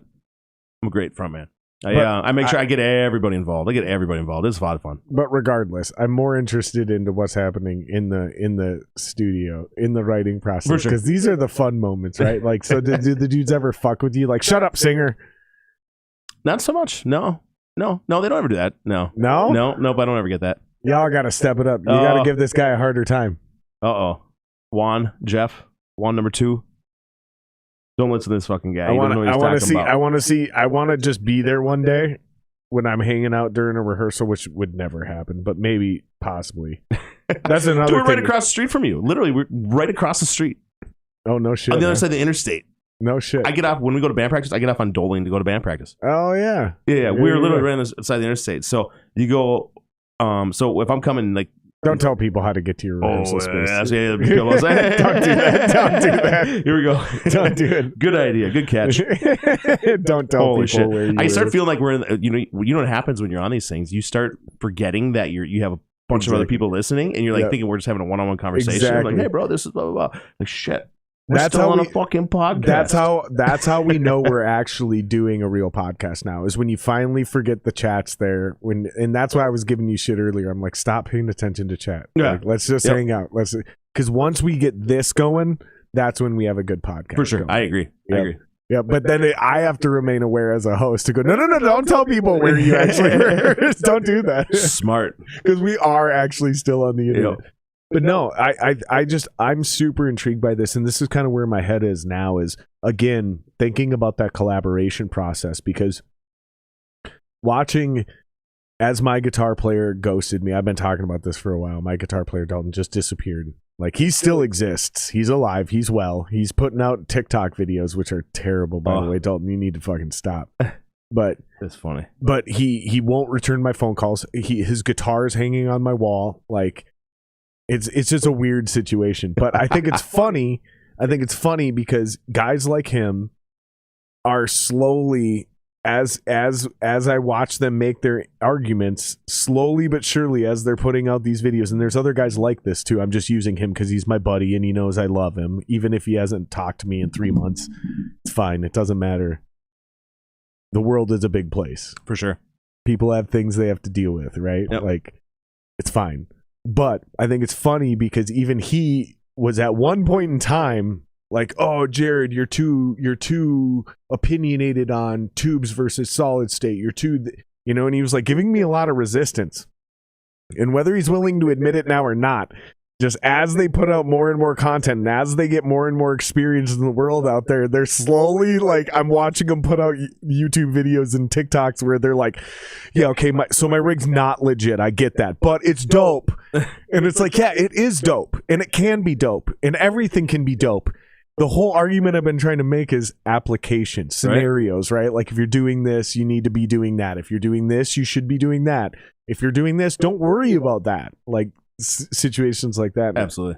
I just think it's funny because we get into these discussions, and that's where my head is going towards more right now. Is I'm over the gear argument. I kind of figured out the best of both worlds: the modeling versus the tubes versus the solid state. It's really, honestly, man, figuring out a hybrid. Like, and you got to have money to do it. So you're either going to be saving up a lot of money over a lot of period of time, or you already got fucking money and you're going to do it right out of the gate. Period. There is a right way to do it now, and it's a combination of all of the things. But as soon as I realized that a few months ago, like literally 3-4 months ago, my brain as a musician, I'm like, okay, I figured out the gear thing now. And I've gone back to like the mentality of a songwriter and where these things are coming from, and like, why am I struggling, and why is my album taking so long to go back to where we started the podcast and where we started our conversation, is the lack of that collaboration, the lack of that teamwork vibe. And this is because I am hard to work with, especially when I'm the only one working with myself. Like, you're your biggest critic, man. Like, I'm easy to work with as long as it's not me working with me. Because my thinking is so linear. Once the drummer me pushes the song down this path, the guitar player me follows that path. Instead of like a real band where the guitar player would go, well, that's a cool idea, but what if I did this instead? And then you come up with this beautiful hybrid moment where neither one of these musicians set down the same path, but they both ended up at the same destination. Yeah. And it's beautiful because they took two different. Does that make sense? I'm trying to explain? Yep, absolutely. Yeah. And so it's just, I don't know, dude. The one thing that's really cool about this podcast is being able to document my journey. And that's why I love having you guys on as repeat guests, is because we can kind of like capture your journey in segments. Sure. Yep. Like, we get you guys in chapters, whereas everybody gets to read my journey as a novel. See what I'm saying? Yep, like, for sure. but we change, we evolve as musicians, and that's what I'm really interested in. Is like having you back on. Is all the shit you've gone through over the last 2 years, both professionally and personally. Like you've gone through a lot. It's not all roses. No, right? never always roses. Roses right now. Here's that. You were on a high note, and that's kind of how I measure things too, right? Right. Like I'm on the up right now. Yep. I'm on a peak right now. Oh yeah. I'll go down again eventually, but hopefully not. Hopefully, always just stay on a high note. It's just not real.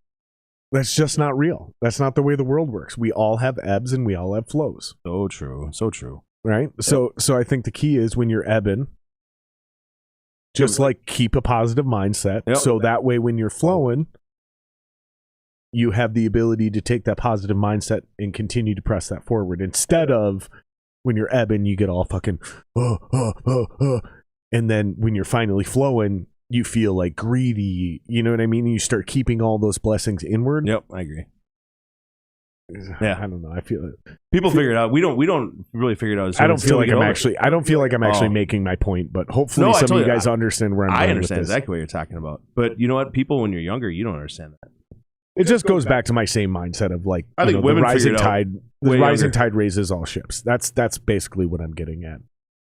Is like, the better I do, the better you do, the better we all do. Absolutely. I agree with that. Keeping that positive mindset, pushing that shit forward. I've always thought that way, though. Sure. So what else do you guys have coming up after your show in March? We got some other things in the works. Nothing official yet that I can really announce. We got some stuff. We're going to have some shows up. We're going to have a show up in Duluth for all my old school Duluth peeps. And we're working on a big venue for that, actually. Yeah? Yeah, we're working on a big venue. When? Probably summertime. That one I'm interested in coming to. Yep. There'll be a lot of people come out of the woodwork for that. It's going to be crazy. That'll be fun. Also, it's like an out-of-town show. If you do it right, here's what we should do. We should coordinate it together. Let me know. We'll time it properly. Yep. Me and my wife will take time off. We'll come up there. We'll be a part of the whole weekend. Yep. But we'll also do like a remote podcast. Oh, that'd be sweet. Even if I have to like record it. Yep. Right? But I got the mixer board, right? We got the equipment now. We're kind of like gearing towards this idea. Yep. We'll set it up. That'd be awesome. Hell yeah. That'd be awesome. We should do the podcast from Duluth. That's what I'm saying. Yeah. We'll do a remote one. That's what I'm trying to explain. Like, we'll come up there. My wife and I will take off time. Like, you'll obviously, if you're doing this thing the way I think you're talking about doing it, you'll have like a set of hotel rooms. Like, and we'll set up in one of those rooms. Fucking, we'll crash out. We'll do fucking podcasts. We'll be up there for the party. Let's do it. I can use it as an excuse to get away from the dogs in the house for a weekend. Bring the wife out. Show her a good time too. Yep, yeah. absolutely. It'll be fucking awesome. Summertime Duluth's fun. Summertime in Duluth in the wintertime it sucks, but summertime in the Duluth, very fun. Dude, Duluth in the summertime and Stillwater in the summertime. Both of those towns. Those are if you're in Stillwater. Yep. It's so funny because again, to bring it back to what we were talking about earlier, I do these Discord servers now where I'm gaming with people from across the country and across the world. That's cool. Dude, it blows my mind how little people understand about their own country. Like, you're hanging out with people from Florida and they don't understand that like living in Minneapolis is one lifestyle, but then we go up to Duluth or Stillwater and it's a completely different world. Different vibe. Right? Because they're like, well, everywhere I've been in Florida is the same thing. Yeah. I'm like, yeah, that's because that's what Florida is. The only difference in Florida is how rich the people are you're hanging out with. True. But there's no different vibes. There's no different. No, but in Minnesota, it's like just it's a weird place. Same thing. They give us shit as Americans because we don't know enough about geography. So, well, where's Ukraine? And not enough Americans know where Ukraine is, and they mock us. But then you'll be talking about shit online. We'll be talking about LA, and they'll say something about Mr. Beast. And I'll be like, Mr. Beast is in North Carolina. And they're like, so that's like the next state over? What is Mr. Beast? He's just a YouTuber. Oh, okay. He does shit, but he's big and he's famous across the world. Gotcha. Like world famous, truly world famous. So he's from North Carolina. Yeah, or South Carolina, one of the two. But So as Americans, we go North Carolina, South Carolina, same thing, because they're literally directly next to each other. I know we got some North Carolina people listening tonight. But the fucking people in Europe, they don't understand that North Carolina is literally on the other side of the continent. Yeah, it's on the East Coast. They think America is America. They think everything is Texas. It goes North Carolina, South Carolina, fucking Florida, I'm pretty sure. Dude, and they make fun of us because we don't know enough about their geography. But, dude, they think everything in America is Texas. That's funny. They literally have no comprehension of where one state is versus the other. And they don't realize Oregon is the France to Florida being Britain or whatever. Right. You know, they're completely different countries. Yeah. Oregon is nothing like Florida. Not even fucking close. It's like a form of rainforest. Exactly. It's totally different. They're both tropical, but totally different ways though. One gets snow. It's completely different. It's not the same. Absolutely, totally different. I just think it's funny how much they make fun of us for that when they turn around and do the exact same thing. Yeah, I agree. It's like, dude. And let's just be honest. The only thing that matters is America. So fuck them.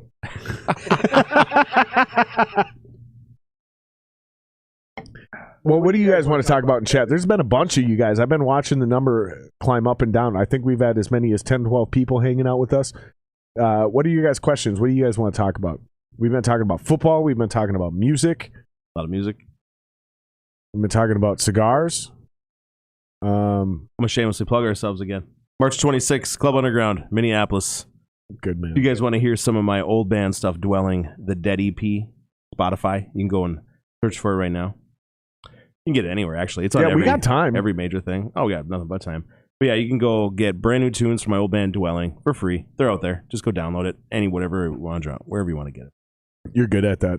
More people need to take a clue from this podcast from Shawn right now. Just when you come on the podcast, you guys just figure out ways to be like, oh, and then we're talking about this thing, and you know where you could find about that?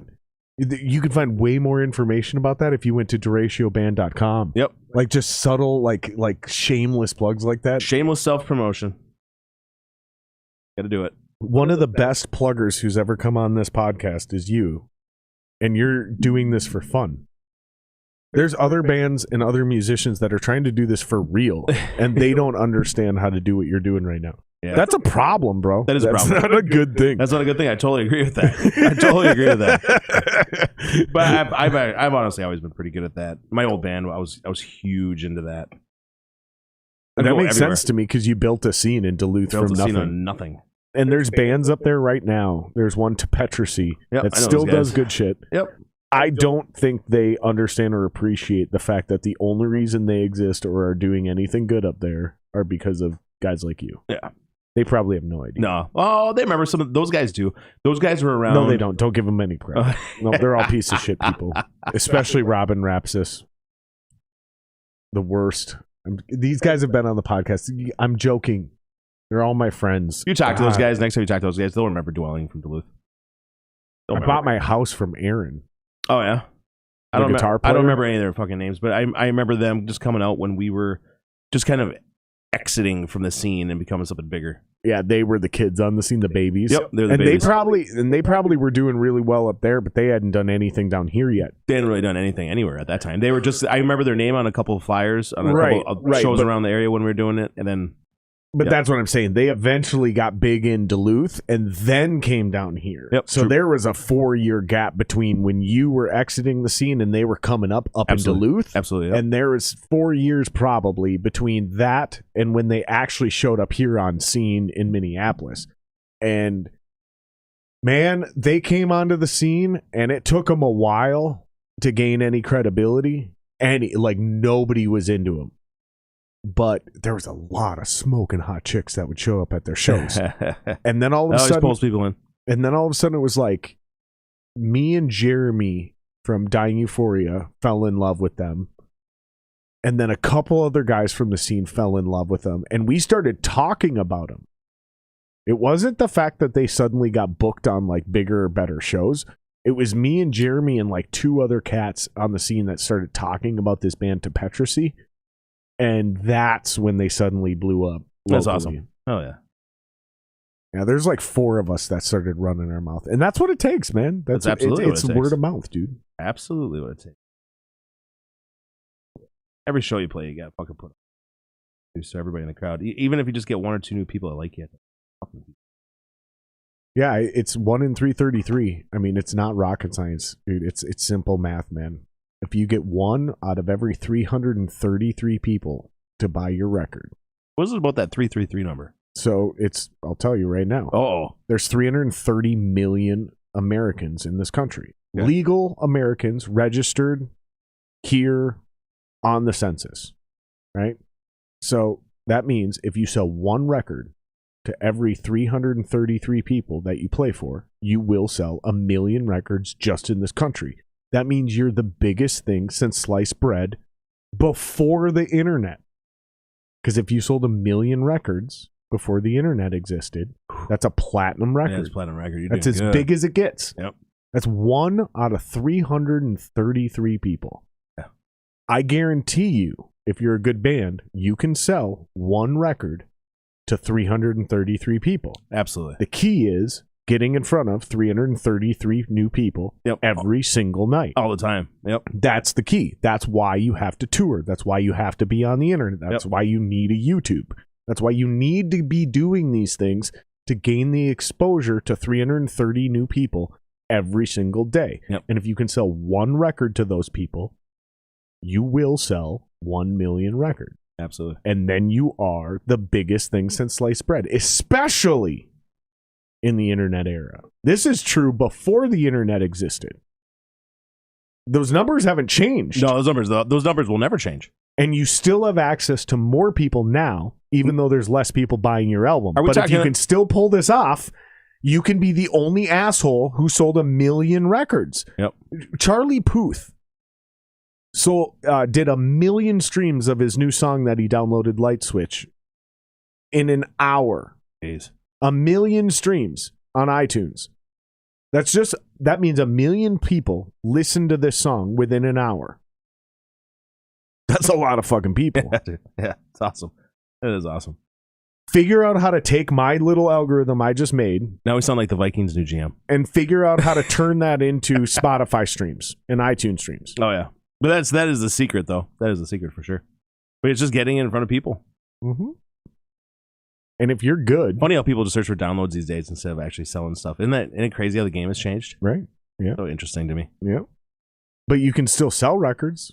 You do it through your Patreon. You do it through crowdfunding. Now you can do it through NFTs. You can do it through 1 million different ways. Yeah. We printed. But the number hasn't changed. We printed 10,000 of those Dwelling albums when we released it in June, and we went through 6,000 of them real quick. Well, and here's the crazy thing. If you extrapolate this idea across the globe, there's 8 billion people on the globe. Suddenly that number turns into 1 out of 8,000. Yeah. It's amazing. Sell 1 record out of 8,000 people, and you do that every time. Over 8 billion people, you'll still sell 1 million records. For sure. Yeah. And with music, they don't even have to speak your language. Your music just has to be dope. Yeah. So true. So true, man. It's crazy. Isn't it really that simple, though? But we overcomplicate this. We think about this way too hard. And here's why you're not selling 1 record per 330 people. Because your fucking band sucks. Yep, there's definitely a case. Or you're not trying. And you're not reaching 330 people. That's the other part. Yeah. You sold 250 records because you marketed to 800 people. That's way better than 1 out of 333. Absolutely. That's like 1 out of 3.2. You see what I'm getting at? Your ratio is like killing it. But your dir ratio is all fucked up. Oh, and it's so easy these days. People, man, yeah, it's so easy to get the shit out there these days too with the internet age. It's so different than how it used to be. When you talk about my podcast, the 1 in 333 thing doesn't work. Because seriously, because people have to speak English, they have to understand English. Like it's not the same number. But when we're talking about music, there's fans across the globe that talk about they learned speaking English because they became a fan of an American band. Yeah, yep. Studying their lyrics for sure. That music transcends language. Period. End of story. So true. So it's 1 in 333 in America. But as soon as you look at the globe, it's like 1 out of 8,000. There's 8 billion people here. Yeah. You only need to sell 1 million records and you'll be the biggest thing since sliced bread. And that's before the internet. Yeah. Seems easy, doesn't it? Yeah, when you break it down like that, it seems real fucking easy. But you just got to go and do it. It is easy if you go out there and do it. If you put the time in. Yeah, you're right. Now that I talk more and I listen to myself, you're right. I do sound like the new Vikings GM. Yep, that's what I was saying. You sound like the new Vikings GM. But he's trying to do that shit in the NFL, which I just works. I guess we'll find out. All right, what questions you guys got? Shoot it. Put your questions in chat. Let's get to them. In the motherfucking chat. We got at least a half hour, 45 minutes before we got to wrap this up. Come on, put them in chat. Let's go. Let's go. What are your questions? You got questions. You got comments. All you guys got to do is log into YouTube and subscribe. Dum, dum, dum. There's been a bunch of you motherfuckers watching. That's awesome. Gotta love that. Gotta love the people paying attention. Well, and then a lot of people watch this shit live. Or not live. After the they fact. watch it on the playback too. Yep, after the fact. I noticed that big time last time I was on. Don't do that. Let it die with dignity, bro. Let it die with dignity. Yeah, dude, you just said it there. Spoken from a true cigar smoker. Let it die with dignity, bro. And don't lose your app. Yeah, don't finger fuck your cigar the entire time you're smoking it. This is a travesty right here. Travesty. This is why Marco V wouldn't hook me up with their Primo cigars. For this reason? Yeah, because they were like, most people do this to cigars, and we don't want our high end for this to happen. Well, maybe if you're maybe the high end. You know what's funny is happened to the high you know end. what's funny is you didn't do that to the low end. Nope. You did that to the high end. So you did a good job on the regular cigar. I don't know why this one, the wrap was just given away from it. You saw it earlier at that spot. It was given away, and it was just kind of kept falling apart. That might have just been a dry cigar. Yeah, I think it was. But it tasted good though. It came out of the same humidor as the one I'm smoking. Humidor. It came out of the same. That's the weird part, dude. But this is also one of the reasons I don't like the light wrapper cigars is they seem to do this more. Look at this bullshit. Piss break? Should we? I gotta go. Yeah, let's do another piss break. Throw your questions in now. We're gonna take a piss break. I got another song I can play. What should we play? Let's do this one. Let's do the music video.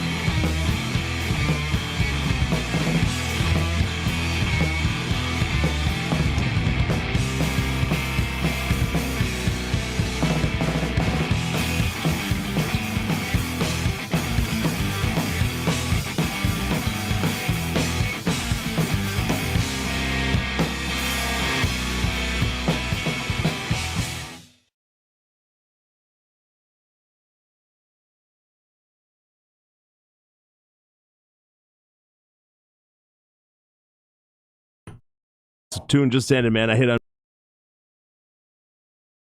Oh, you already hit it? My bad. We're back in. All right. Now we just got to get rid of... It's back live. Oh, shit. Which one is it? Is it that one? There we we go. are. Boom. It's crazy because I set this whole thing up because musicians were coming on and we had like this whole beautiful curve of like guys coming on to promote shit, and it was awesome. It worked really well. And then fall hit, and you know what fall means for musicians. Not a lot of music to promote. Nope. And COVID. So we haven't actually had to use this version for a long time. Like it's been months since I've actually had to load. So I just got a couple things in there from our shit. Yeah, it's awesome. That's cool, man. Yeah, No that problem with that. is something from my Shameless self-promotion. Yeah, that's my old shit. Old shit when I was playing drums in a rock band called the Tyrants. The Tyrants. Cool. Yeah, dude, that's funny. That's a funny band. It's a funny band, dude. It's super interesting because that band did very little actual work. We wrote our songs, we showed up, when we were in that rehearsal space, we took everything very seriously. When we were on stage, we took everything very seriously. But we did zero actual work in between any of those two moments. Gotcha. No promotion. No fucking professional Facebook. Nothing. And that band, show for show, pound for pound, however you want, hands down the most successful thing I've ever been a part of. That's awesome. When you measured the amount of effort that went into it, because think about it, dude. We've been in metal bands that took it really seriously, and we thought we were going to make it. We did everything right. We micromanaged our personal lives to make sure that the band could be successful. Absolutely. Nothing ever happened. That band, we took the opposite approach. When we were on stage, it mattered. When we were in rehearsal writing songs, it mattered. And in the rest of our fucking lives, we were assholes, we were drunks, we were literal degenerate human beings. And that fucking band took off like a fucking wildfire, completely word of mouth. We didn't promote shit. I would show up at shows and run into people I recognized but didn't know. And I'd be like, holy shit, what are you doing here? And they're like, oh, I'm here to check out the Tyrants. Do you know when they go on? And I'd be like, awesome. We go on next. And they'd be like, you're in the Tyrants? That's awesome. They didn't even know they just heard our music online or on we had demo CDs before CDs became obsolete. Yeah. We were like, I swear to God, the last local band to have demo CDs like go viral. That's right. Awesome. Like, that's cool. Like people were actually handing out our CD. Like, dude, I just downloaded this shit and threw it on my iPod. You got to check this local band out. They're called the Tyrants. Here's their CD. Gotta love it. So motherfuckers were pulling up our music on their iPods and on their cell phones. And we're like, how did you get that? And they're like, oh, my buddy gave me the CD. And all of a sudden we went from like 17 people at our second show or third show or whatever it was to like by the time our sixth or seventh show happened, we had hundreds of people there. Yeah, it's awesome. Man, like we were literally the first band to ever sell out Club Underground. Oh, sweet. Oh, yeah. That's awesome. No one had ever sold out Club Underground until the Tyrant showed up. That's awesome. And now it's been done several times. Yeah, for sure. Now it's not even something to hang your hat on. But back then, it was like, holy shit, we sold out Club Underground. No one had been able to do that. Bands that could easily draw 500 people anywhere else couldn't get 178 people, I think is legal. Not for sure. Club, I think that's a legal capacity for Club Underground. It's 178 or 188. Could be easy. Exactly. That's the point. That is the point. What we did actually wasn't special. It was only special for that room. Yeah, because for some reason, people couldn't sell that room out. Yeah. And then we did it. And then as soon as we did it, like within months, it just started happening. That's so awesome. we were either lucky and we were literally at the head of the steam, or we set a precedent and we showed people how to do. I don't know. You'd have to ask other people because just the timing, man. Maybe people are hungry for that kind of music at the I'm time. gonna grab one more. That's awesome. Oh yeah, go for it. You good? I did. I just grabbed one while we were the music video was playing. Cheers, everybody out there. Go open a cold one. Enjoy this fine Thursday evening. Ooh. What's he going? He's going into Luck the of the galaxy. draw. Going the galaxy gate. Luck of the I draw. grabbed, that one's great. I grabbed Castles in the Sky as my draw. The only one I deliberately drew was One Furious. I mean, you can't go wrong with those. It's Minnesota. You got to have a Furious, right? Like, Love it when I'm in other states and I see it. I see it when I'm out and about now sometimes. did you hear about the spotted cow thing? What's going on? So I don't know if this is actually true. I've talked about this on a couple podcasts. Love me some Spotted Cow. The first part of what I'm saying is definitely true. So there's a local liquor store owner who got sued because he got busted for going across state lines, buying Spotted Cow, and then turning around and selling it here. That's illegal, huh? It's totally illegal. Wow. Totally illegal. Wow. And he's a liquor store owner? Yeah. But he turned around and challenged it. And this is where I'm not 100% sure it's actually true, but this is what I heard. So he turned around and he challenged it in court because Spotted Cow's deal was originally, their original thing was, it's New Glarus. Spotted Cow is just the type of beer. It's like Furious. Surly is the company, right? So we're talking about New Glarus. New Glarus's policy was their beer was not allowed to be sold in Minnesota. Allegedly, the guy challenged it in court and won because it was found to be discrimination. So you can't create a beer allegedly. And I'm still begging for somebody to actually tell me that this is wrong. But this is what I read. This is what I was told. This is the way I interpreted it. New Glarus was found guilty because you can't say we make our beer in Wisconsin and you can't sell it in Minnesota. But they were allowed to say we make our beer in Wisconsin and it's only allowed to be sold in Wisconsin. So basically, this dude was caught for bootlegging beer from Wisconsin to Minnesota. Like, this was like the ATF got involved, if I remember right.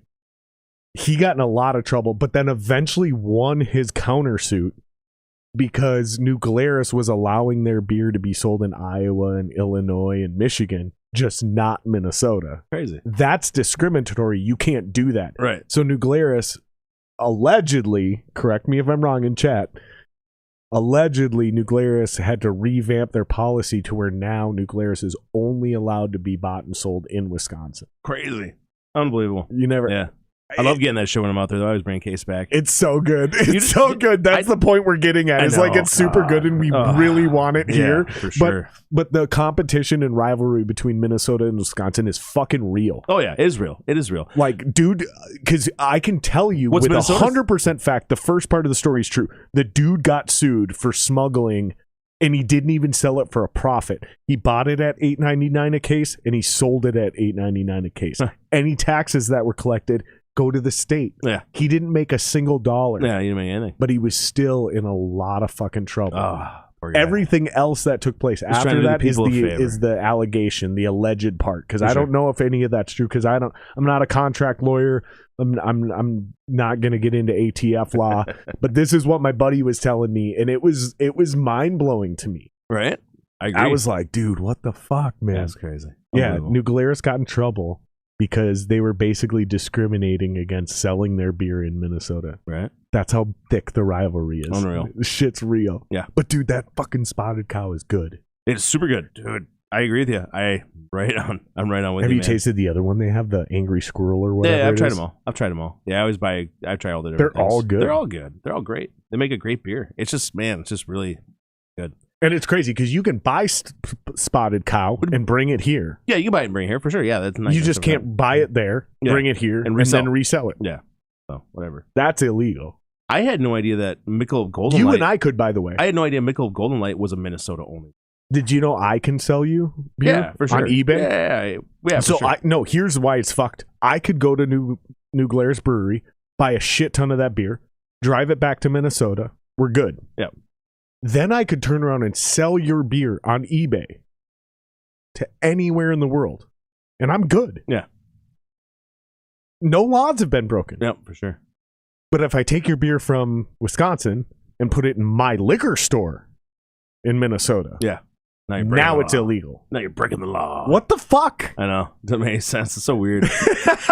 Like what? Like who drives this shit up? And if you don't believe me, just go to eBay right now and look up Surly Darkness, and you will find bottles from 2012 that are hundreds of dollars. Crazy. And Surly can't do anything to stop it because it is definitely legal. Yeah. Did you know that? I had no idea that Michelob Golden Light is a Minnesota only beer. Wait, what? Michelob Golden Light. Wait. Yeah. You're telling me Mick Golden Light. Minnesota only. Made in St. Louis, but can only be sold in Minnesota. It's we have our own spotted cow. So that's probably how that dude won his lawsuit then, and that's probably where. So that actually adds up legally, right? Like if you went to law school, like logic points, like that actually adds up exactly to how my buddy told me the spotted cow verdict went. Right? So you can say this beer is only for this state, but you can't say this state can't be sold in that state. Yeah. I'm about to show you something that's so Minnesotan. Why is Mick Golden Light only sold in Minnesota? Well-known beer manufacturer Mick Golden is both rumor and legend in Minnesota. Local lore tells that the beer was introduced by Anheuser-Busch to compete with Miller Genuine Draft, but only the people who took a shining to it were Minnesotans. The demand was so great that Michelob made the beer a Minnesota exclusive, illegal to be sold anywhere else. That is crazy, and that legitimately lines up with the legal precedent that I was just talking about with spotted cow. That's what I was saying. It just fits in exactly what you're talking about, and I was like, this is going to blow your mind when I tell you this, because nobody ever thinks about it. So now next time you see a Michelob Golden Light, look at the barcode. The barcode is the state of Minnesota. Get the fuck out of here. No joke. So they like shorten the black and white lines. It's the state of Minnesota, man. It's nuts. And then it on the back in tiny print, it says brewed in St. Louis, made only for Minnesota. Get the fuck out of here, bro. I'm going to have to start. All right. So here's what we just figured out. McGolden. Oh. We got McGolden. McGolden. All right. Anheuser-Busch. I hate to say it, but it sounds like you guys are the guys that need to sponsor the podcast. Oh, there you go. McGolden Light. Reach out. Which I'm not going to drink that shit, but if you want to give me enough for a stock. What if you gave them a little segment of that conversation right there and sent it over to them? Just gave it to them. And just like make a clip? Yeah. Fuck you. Fuck you, McGolden Light. By the way, give me beer for my guests. I'm not drinking your piss swill, but I'll give it to my guests. I'll poison my guests for you. If you give me the beer, because it cuts down my costs. Right? I'm joking. I don't want you as a sponsor. Don't hit me up, because I'm gonna say no. No, I want a real brewery. You wouldn't say no to it. I would say no to it. You would say no? I would absolutely. Oh, man. No, I want a real Minnesota brewery. Well, absolutely. Like Surly's probably too big for me. I actually just had on Broken Clock Brewery. So if Jeremy wanted to sponsor the podcast, he probably would have stepped up and said something right then and there. So, you been to Bent Paddle in Duluth? No, You heard of it? I've heard of it, of course, and I've had it, but I haven't been to the brewery. Pretty cool place, up and coming. But I've had Bent Paddle. I've had them down here. Somebody's gonna step up for sure, and there's plenty here in Minneapolis. Oh yeah, you don't have to stretch too far. So somebody will be down. He's got to reach out. Somebody's gonna do it, and it won't be Fair State. Because as much as I like and respect Nico, he's just too lefty. He's just too lefty for me, man. You know, and I'm pretty fucking liberal, dude. So if I'm saying you're too lefty for me, like you're fucking super far to my left. Right? Like that's too far for me, bro. It really is. It really is. So I'm making a pretty bold statement there. But Nico, you and your politics, they're a little much. I'll have you on the podcast. Literally to argue with you. Like the guest name. Shawn Rush likes the guest name. He's also a fellow Shawn. I'm assuming that's what he means. Oh, shout out to Shawn Rush. Dude, Shawn Rush, I have a great story. So check this out. Here's how I met Shawn Rush. Shawn Rush and I met in downtown Minneapolis because here's what happened. Me and Randy and Carlo got done doing a podcast. He had a comedy set that night in downtown Minneapolis. So we got done doing just like a straight up Joe Rogan podcast. We got done doing the podcast. We had to end the podcast at a certain time so we could get in an Uber, go downtown. He had a comedy set at a club, which he actually fucking crushed. 2 other people crushed. Everyone else bombed. It was during the COVID shit, so the club closed early. Not only did the club close early, but it was like fucking negative 24 in downtown Minneapolis, where it is a fucking wind turbine. Yeah. Like you're dealing with 100-mile-an-hour winds in some of these streets. Yeah, just tell them right down. Oh my God, it's bad, dude.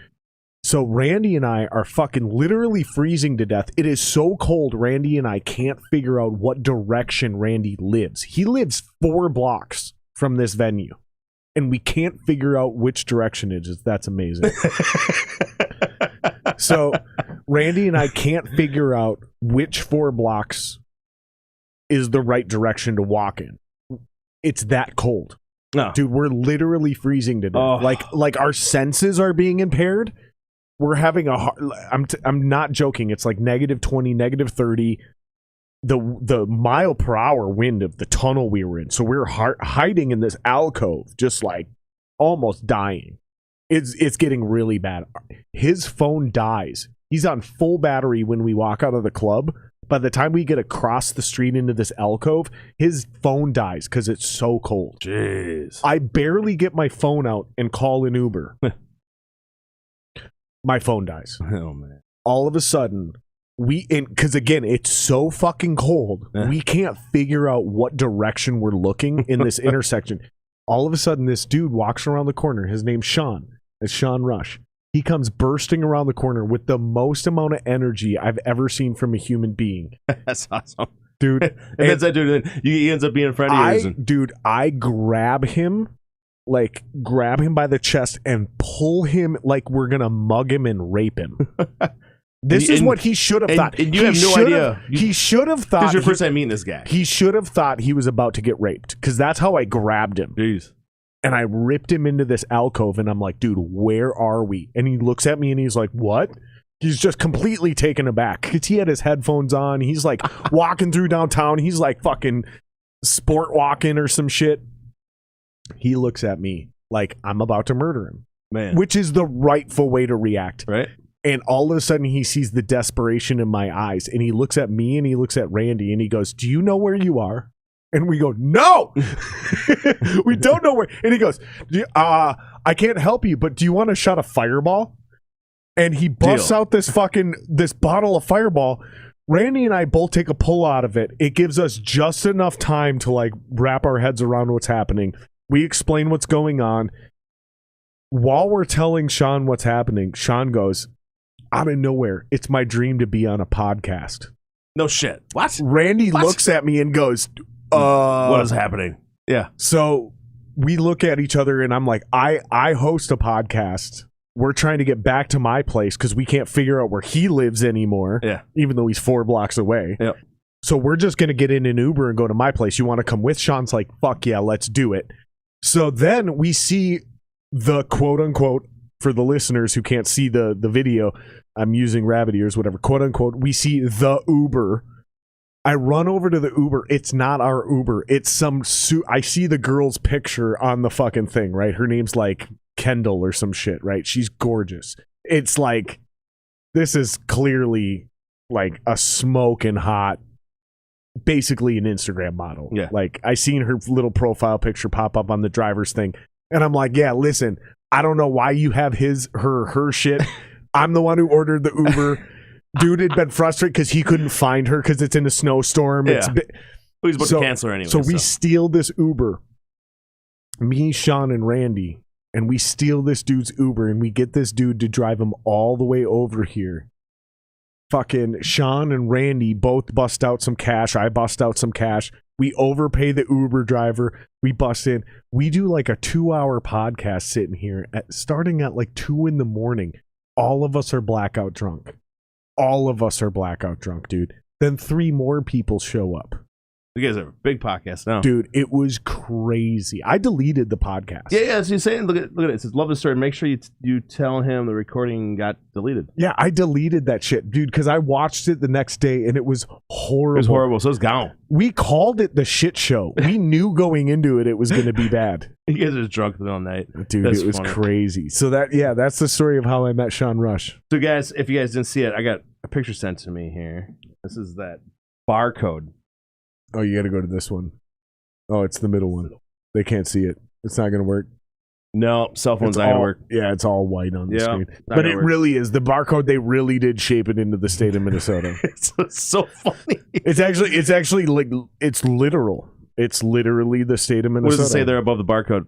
Draft beer for Minnesota brewed in St. Louis, Missouri. It's crazy. It says it's brewed in St. Louis, Missouri, but it's draft beer for Minnesota brewed in St. Louis, Missouri. Yep. Made in St. Louis, but only for Minnesota.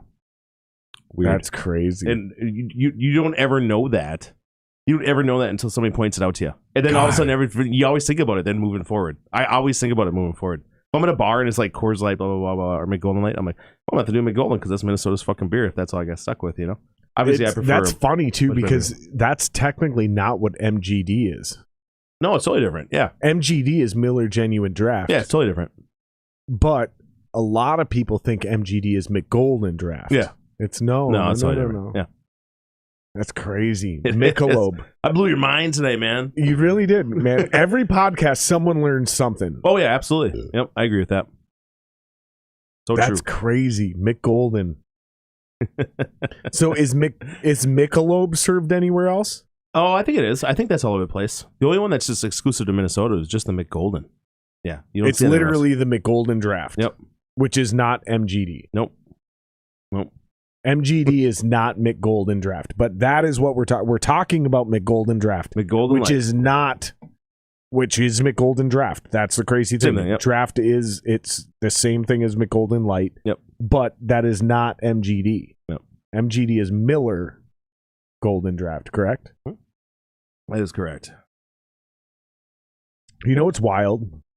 I remember now that we're doing this, I remember my parents having this exact same discussion 30 years ago when I was a child. That's funny. MGD is not McGolden. I remember them having like legitimate arguments about this shit. That's good. All right, what other questions you guys got? What do we got? From Cali. There's no golden in Cali. This guy is he's from Cali. There's no golden in Cali. No, nope. Sean, you can still come be a part of the podcast. We're just gonna have to do it not in a shit show. Were you just up here on vacation? Was he just up here on vacation? No, he's from Minneapolis. He just happened to be like roaming the streets that night. Okay, drunk, and ran into a group of other drunks. And it coincidentally didn't end up like Pulp Fiction for him. He got really lucky. You got really lucky. You didn't end up in someone else's basement. By random strangers in the alleyway in Minneapolis. You can't, dude. You got abducted by a couple of randos and ended up in someone's basement. And you're just lucky it was my basement and not someone else's, because you ended up hanging out here instead of in the movie Pulp Fiction, right? As a sex slave, chained up and bent over. Oh man, I haven't seen that flick in a long fucking time. Greatest director's cut of all time. Oh yeah, I fucking should. The original version versus the director's cut. Director's cut's way better. I know.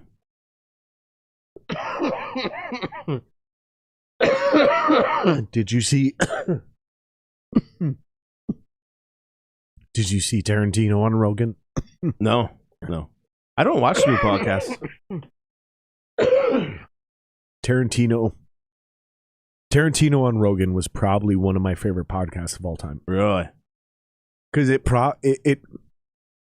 quite possibly did the best job of taking somebody who seems like a total fucking weirdo in Quentin Tarantino. Yeah. Who he is a fucking weirdo. He's strange. However, I think it's the best version of a podcast because if you watch that podcast, he is a fucking weirdo, right, Sean? Absolutely. But he seemed even weirder in every other form of media for his entire career. Yeah, I agree. And then when you get him on the Joe Rogan podcast, you realize, oh yeah, he's super fucking weird, but he's also super normal. He's just a weird dude. Like, but he's not like weird, like, oh my God, I would never let my kids be around him. You suddenly realize, oh no, he's just a super film nerd who's into horror and gore. Yeah. Like, I would totally let him babysit my nephew. You see what I'm saying? Like, for sure. You will never get that vibe. Yeah, he's definitely a strange dude, but man, it takes a strange dude like that to make some of those kind of movies, though. Some of those movies have just been over the top. I'm gonna grab another beer real quick, but continue on. Continue on with that conversation. Grab me one more though. too, if there's one more in there. Grab me one too. But yeah, no, that's exactly what I'm saying, dude. Is like he is a weird dude, but he's a harmless weird dude. Whereas if the only thing you ever judged him in, I'll take this one since I know you don't like it. If the only thing you ever judged him on was his movies, he seems weirder than he is. But when you seen him on that podcast, it was like, oh, this is a super cool dude who you would literally work next to or play D&D with or fucking whatever. And he just knows a lot. Let me put it this way. If he was a musician, he would also be one of the greatest musicians of all time. I agree. Because he's such a weirdo and he's so into this thing that he's so into it, he's gonna be good. I agree. He just happened to be super into movies. The guy is one of those weird people who you just name a movie and he'll think about it and he'll name probably the director, maybe even the executive producer and the two main stars in the movie. Any movie, even obscure movies that no one's ever heard of. Right. Not only has he heard of them, he watched them and remembers who made them. Right. That's the guy you want to play lead guitar in your band. Absolutely. You know? Absolutely. That's the guy. That's the guy. Yep, totally. He just happened to be into movies. And that's why I think if you watch the Tarantino on Rogan podcast, I think that's the best example, the best single greatest podcast of all time, better than even Elon Musk and any of the other podcast guests he's had, because I think it epitomizes what we're doing here. If I came and hung out with you at a show, Shawn, what do I got? 4 minutes? Yelling at you? Over music? Or you got a girlfriend, right? Yep. So what do I got? 2 minutes? 2 minutes. In between you trying to hang out with her? Yep. That's not a way to understand or get to know a musician. Not. Yeah, I bet you that podcast is really cool. And that's what I'm saying. That's what this is. Yep. This is what this is. Oh, yeah, absolutely. I bet you that. Only Tarantino was a way better guest than you are, and Rogan's a way better guest or way better host than I am. I mean, we can't compete with those people. So it's this times 10 is what I'm getting at. This is what you get. I mean, honestly, dude, you haven't done enough press to be Tarantino, and I haven't done enough podcasts to be Rogan. Oh, hell no. But I think we're pretty good at what we're doing. Cheers to that, brother. Cheers to that. I'll give you a legit cheers on that one. I have gotten better at podcasting. Yeah, man. Absolutely. I totally agree. We've done a bunch of them now, and you're getting smoother with it. I think you guys have also gotten better at being guests too, though. Oh, absolutely. Yeah, more times you do something. Yeah, and I think that's a big part of it is in this town, it's not LA. Right? Right. It's not New York. No. So there's very few of us that are able or willing to jump up and start a podcast. Right. And then there's even less of us that are able or willing to come on and be the same level of guests as an LA comedian. So true. Dude, these are Midwest musicians. Half these motherfuckers, the only way they know how to perform in front of a mic is if the lights are shut off. Half these motherfuckers can't see the crowd. So it's interesting to see you guys evolve as you come on the podcast over time too. And then sometimes you guys are great, and then something personal happens in your life, kind of what we were talking about earlier. Yeah, for sure. The second time you came on, your energy was totally different. Yeah, I had other things going on that were preoccupying the mind, and couldn't focus on things at the moment. Yep. Well, I'm not even saying, I'm literally just talking about your energy. Yeah, for sure. Your energy now what's draining is much more close to the first time you came on. But that second time you came on, you were dealing with some shit. And I can relate to that and sympathize with it, dude, because when the shit happened with my dad back in July, dude, it took a solid 4, 5, 6 months.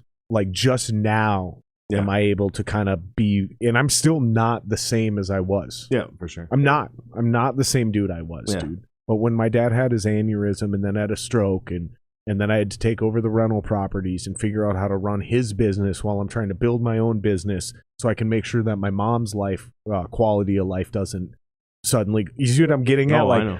Yeah. That shit was weighing on me too, man. So I can sympathize with that, dude. And it's not easy to do this. Yep. It's easy to sit here and hang out and all have about beers. How you bounce back from those moments. Right? And All it's about easy. It's super easy to sit here and have beers and hang out with bros in private. Yeah. Oh yeah, absolutely. Yeah. But when you have a bunch of people watching, Right. changes it all. Right? Or you're sitting here and you're like, well, I need to promote the show. I need to be upbeat. I need to be funny. I need to be... No, you don't. Yeah. Just be yourself. Just be you. Because that's what people need to relate to, is realize that, oh, yeah, I'm a big fan of this dude from blah, blah, blah. But he's a human and he deals with the same issues that I deal with. Yeah, absolutely. That's what's going to build you a better fan base nowadays. True. And watching you guys evolve and become better guests is almost as cool as watching the same journey as me becoming a better host. For sure. I can see that. You know, I get more gratification out of me being a better host because it's me measuring my own progress, right? Yeah, for sure. But it's also super cool to watch you guys come on and like, because some of you guys get too, not you specifically, but some of you guys get too tight and you're too worried about being vulnerable, you know, and then other guys come on and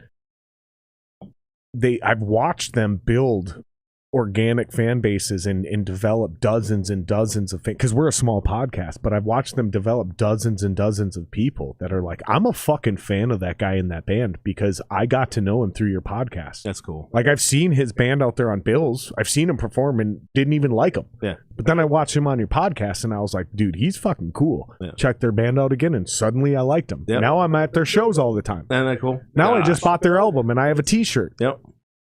That's fucking what I'm talking about, dude. And to bring it back full circle, like, I think Tarantino is the best example of what we're talking about. Go watch Tarantino on Rogan, and you'll see you'll see a microcosm of that here. Next time I come back on here, we'll talk about that. I'll watch it in between. Dude, it's a fucking cool episode. And so we come back, dude. we'll spend a little time on talking about that. It's one of the few Rogan episodes I listen to more than twice. Nice. Because every once in a while, I'll go back and listen to a guy twice because I was like, that was so good, I want to hear it again.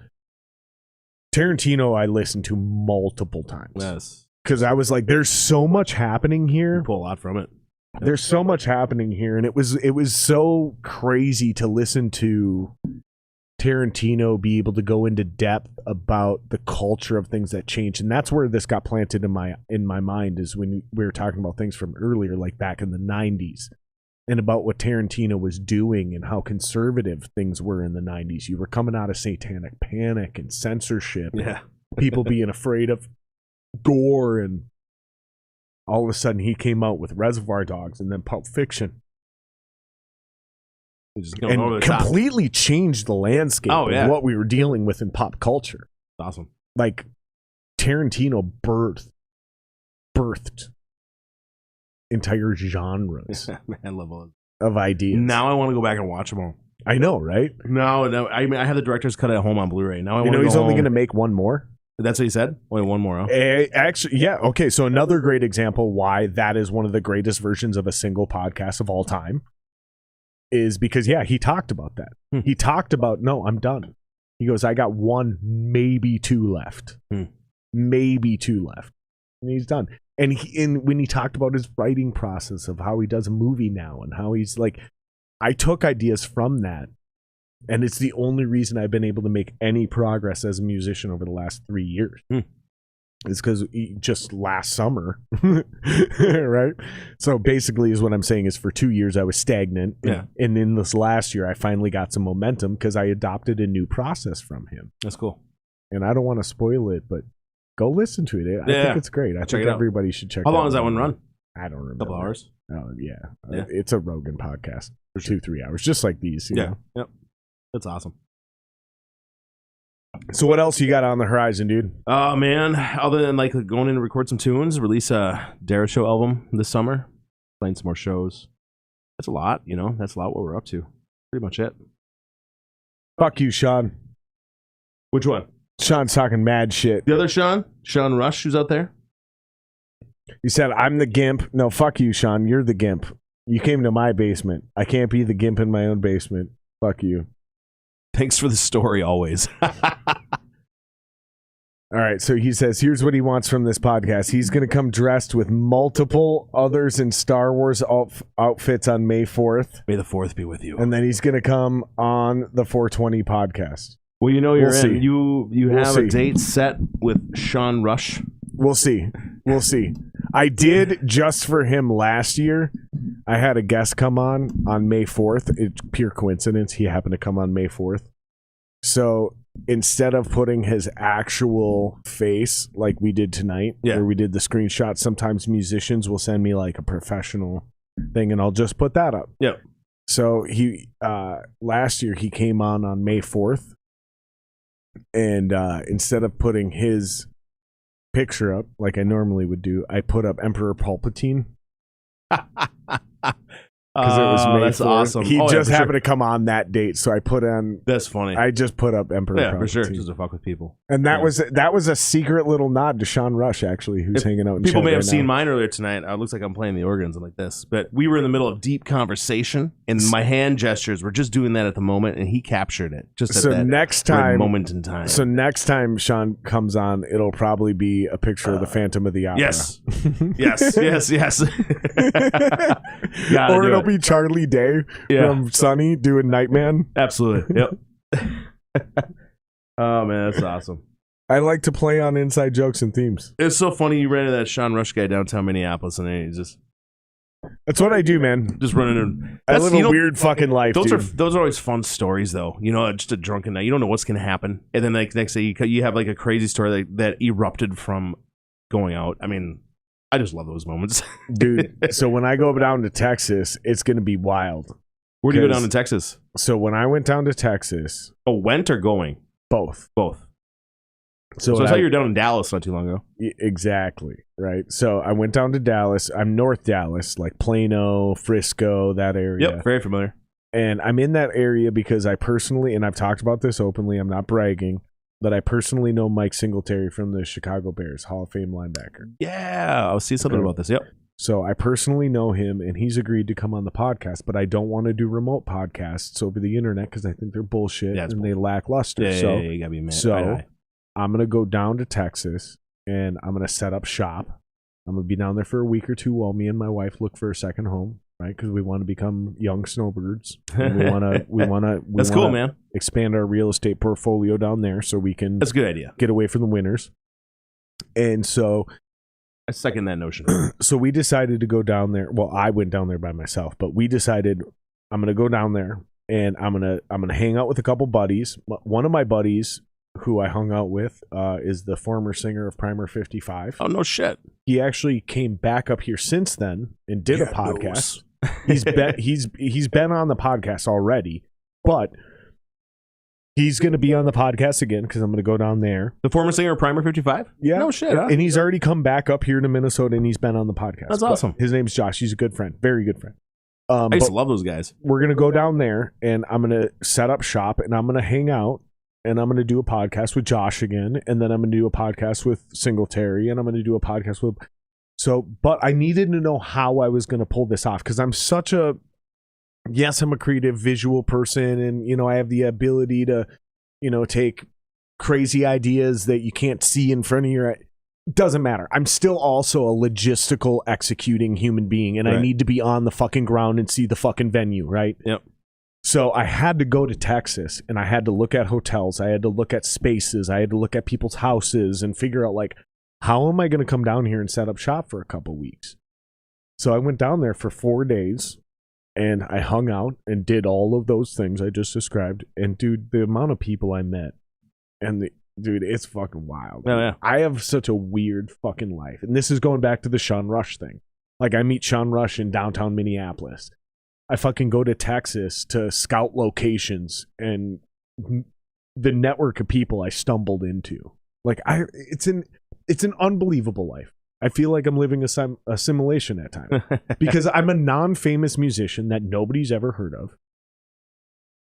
And the amount of people I know between sports and music, it's awesome. It's irrational, it's is really what cool. it is. Yeah, really it's cool. awesome, but it's irrational. It's unbelievable. Yeah. It's not a believable thing until these people show up on the podcast, and then everyone's like, "Oh, I guess he wasn't full of shit." You start going out there and meeting these people, and you start realizing that, you know, they're just real people too. You know? Well, yeah, they're real people, but having the ability to stumble into these relationships over and over again. Yeah, it's awesome. It's hard to believe. For sure. Is what I'm getting at, dude. Like, I know a lot of people who have never met anybody famous. When you going back down to Dallas? When I figure out how and when I'm going to be able to budget it because we're going to have to go down there for at least 2 weeks because me and my wife are also going to be scouting for properties. For sure. So between where we want to stay, what we want to do, the budget, the crew, everything, I mean, I'm looking at thousands of dollars. I'll tell you what, next time you're down, you like tacos? Fuck yeah. Yeah. You got to go to this place called Torchy's Tacos. Well, I want to set, here's what I want to do. Just remember that next time you're down there, just go, you got to stop at Where? a place called they're all over. They're like a Chipotle down there. They're called Torchy's, Torchys, Torchy's Tacos. Well, here's what I want to do. I want to set it up as a big collaboration and find like a good sponsor that's going to supplement a lot of this or pay for it entirely. Yeah, sweet. So once I find somebody like that, then it'll be a non-issue. For Maybe sure. we'll fucking team up and They're we'll just do it a little together. local, yeah. But they're I went down there and I tried their tacos. They're so fucking No, you'll good. have to come down there and do it with me. Oh, I'll come down there. I'm down. I thought their tacos were so fucking good that I reached out to them and asked them if I could expand in Minneapolis. They said they weren't looking to expand like that. I was like, first dibs. When you guys are ready, one of these downtown Minneapolis will just fucking take off. This is all pre-COVID. You think so? Oh, it was all pre. I don't know if it would anymore after COVID because like downtown Minneapolis has been fucking hammered. But like pre-COVID, man, I thought that thing would have been massively successful. But post-COVID, you throw them in Northeast. Yeah, maybe. You know what I mean? Yep. Like, because you're right. COVID's a thing, but it only is a problem in downtown. Downtown, yep. Because here's the craziest part. Think about this. You've been here long enough. Dude, what the fuck? Right? How is it that South Side, Uptown, and Downtown are vacuums? I know. No, you do not want to invest any money. Nothing. But North Side, which used to be the hood, right, is now the second best neighborhood in Minneapolis. Yeah. Northeast suddenly came out of this thing as the new Uptown. Right. And everybody else is coming over north. So it's Northeast is number one, North is number two. Yeah. Weird. Who would have predicted? Never. Nobody would have ever. No, not in a million years. It's hard to believe coming out of my own mouth right now, bro. Right? I know. It's weird, man. But you could take that franchise and throw it Northeast and kill it right now. I guarantee. Right now. When you go down there and see it, you'll totally agree. You're gonna hit me up and you're like, dude, let's do this. You'll be like, let me get in on this. Because like when you go down there and see it, you'll understand. I'm still probably 5 to 10 years away from being able to invest like that. But like I get your point. They got like 20 tacos and they're all like they're all pre-mixed and it's like 1 through 20. And I gotta build. I just gotta build. I have to build my real estate portfolio to a certain degree before I can start jumping into risks like that. But I understand your point, and that is something I would do, and that would be my deal. Is I'd be like, yeah, I'm in, but no to downtown. Yeah. Let's put it in Northeast. You gotta put it in a smart spot. I want it in Northeast, and I want it on Central Avenue in between 8th and Lowry. Yeah, like that's where I want it. 8th and Lowry. Find one. Central Avenue, 8th and Lowry. Find the spot. Yep, find the spot. Pick that old Burger King that turned into a daycare that eventually collapsed. You know what I mean? Like, like I don't give a fuck. Like, dude, actually, you know what? Literally that spot is prime real estate across from the old Central Car Wash. Yeah. That's been there for 100 years. No, it'd probably be a successful spot. I agree. With a real joint, like a taco joint, not a Burger King, not a Subway, not a daycare. Can't be the typical thing. No, it's got to be like a real joint because motherfuckers get in their car wash and they got a half hour because it's a real car wash. Real car wash. That was my first job, was Central Car Wash. No shit, huh? You were there. My first real job where I paid taxes. Yeah. Yeah. My first real job was working for my grandpa, but my first real job where I paid taxes to the government. Yeah. 14 years old. I had to pay FICA, you know. Central Car Wash. Yep, Central Car Wash, dude. Hell yeah. That's awesome. The place has been there for like a fucking 100 years, dude. It's a staple. Got any other questions? We haven't seen any real questions. Do you guys have any questions? Or do you guys want us to wrap this up? There's still a bunch of you watching. We appreciate you hanging out and having beers with us. That's awesome. That's pretty cool. Do you guys have any real questions? Nobody's got real questions. There's a delay. There's a delay between the delay of us asking the question, it going out to them actually hearing it, and then them typing their response. There's a little bit of a response, but no, I appreciate it, Shawn. I appreciate you coming down and it's been fun, man. This has been a blast, dude. Yep. This reminds me more of our first podcast than our second podcast. For sure. Yeah. The first one was. You were not in a good spot on the second podcast, and clearly you're doing better. Oh, yeah. And there is something you are willing to talk about on the podcast, and I kind of alluded to this beforehand, but I wanted to let you do your own news because you've dropped several pounds. You have some exciting news. Oh, you sent me pictures, and I was like, "Let's not talk about it until the podcast." And then you even before the podcast, you were like, "I don't give a fuck," and you stood up and you showed me. Do you want to show the people? I'll show the people. Yeah, I mean, you could just stand up. You don't have to show them everything. You could just stand up. Shawn looks great, and if you guys don't notice this, Shawn's dropped a ton of weight. Dropped tons of weight. I dated His a girl. face is still fat as fuck. But I don't feel that fat. I'm just kidding. I'm just fucking with you, bro. Dating this girl who works at Minneapolis Plastic Surgery, and no, hey, we're not giving away free advertising here. No you free son of a advertisement. bitch. Delete that part. So that's, Hey, as the jury, I command you to restrict that from the record. no, that is funny. No, that is funny. Yeah, and so it's pretty cool. Had a procedure done. They cut open your stomach. Show them. You said you'd show them, so now I'm going to hold you to it. Yeah, I'll show them. So all right, take the headphones off. Was never super big. Take the headphones off. I'm going to switch to open. yours. I'm going to switch to your cam. Hold on. Yeah. Okay. Hold on. Let's go here. I want to force that cam. Okay, now pull the mic up so you're taking the mic, and I'm not going to talk, so it'll switch to you. Pull the mic up. Get comfortable. Pull the mic up. Yep. Yeah, so I had a procedure done. They cut me open from here, all the way around the side, all the way around the other side, chopped me all the way up, cut any excess fat that was in there, slimmed it up totally. Crazy when you think about that.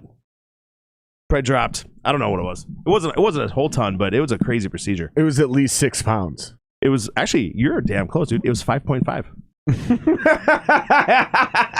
I'm not even shitting you. Okay, now we are jokes. No, we are on jokes because, dude, you did all of that. You traumatized your body. You put scars around your body for less than 6 pounds. Yeah, it's not something I would That's something I would pay for like that. You know what I mean? I get that, but that also just seems like super risky. Like that scares me. Like it's not that risky. But I mean, I tell you what, the first 3 days after you do something like that are like traumatizing as fuck. Because like what they do is they cut open your stomach and then they cut it up above and they cut off any excess fat that you have in there. Then they pull your skin down as far as they can and they re-sew it back together where they cut you out that there. So they're cutting excess stuff out in the middle. So when you come out of there, you're literally walking like your hunchback, like the hunchback in Notre fucking Dame. You can't walk straight at all for like 2 weeks. That doesn't seem like it's worth it, dude. That doesn't seem like it's worth it, bro. Tell me why it's worth it. Oh, well, I mean, it was worth it. It was worth it. But why? I'm not criticizing you. I'm not mocking you. I'm curious. No, I know. I'm curious because as somebody who's in the opposite boat, right? I'm desperately trying to put on weight, muscle, fat. I'm eating Oreos, Doritos, anything I can do to literally just give myself 2 extra pounds, 8 extra pounds, anything I can do.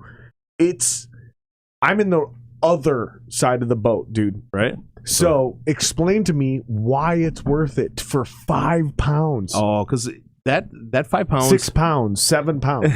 That weight, it's different than like muscle weight. So when you cut off that much, it is actually a significant amount. You didn't see it before because it doesn't really show on me because I'm like, I don't have that kind of frame where it's like I'm not like wide or anything like that. I just had a little bit of a gut, and when you cut it off there, it makes a visible difference. It really does. You feel better. Feel better, absolutely, man. When I go snowboarding, I can like bend right down and button on my boots without having to freaking make that extra little lurch to get down there and do it. No shit. Yeah, makes a big of a difference.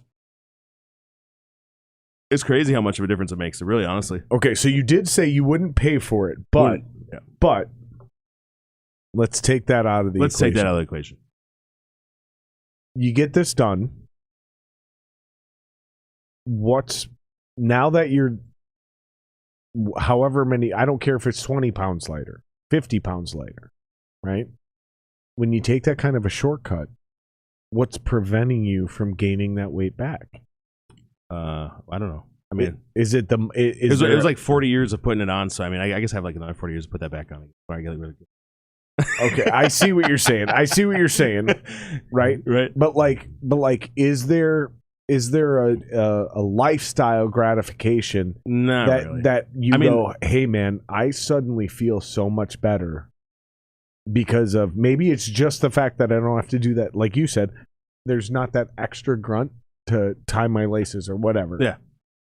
Is there something there that motivates you to actually take this a step farther and go, hey, you know what? Maybe I want to adjust my diet or start exercising differently. Not really. So, all right. So I'll get down to that. So I had ballooned up to about 280 pounds when I first went on your podcast. Up. I had weighed when I went on your first podcast. I was about 240. So I'd lost about 40 pounds. And so like the last little bit of the weight that I couldn't get rid of was down there in that stomach region. Like there's like that just like little stomach area. I couldn't get rid of it. And no matter how much I worked out, couldn't get rid of that shit. Couldn't get rid of it. So yeah. Just made it easier just to get it cut out. So what are you at now? Maybe about 230. So that's what I'm saying. It literally only took like 5-6 pounds. But you were at 240 and you were down 40. So you're saying at some point you were at 280. 280.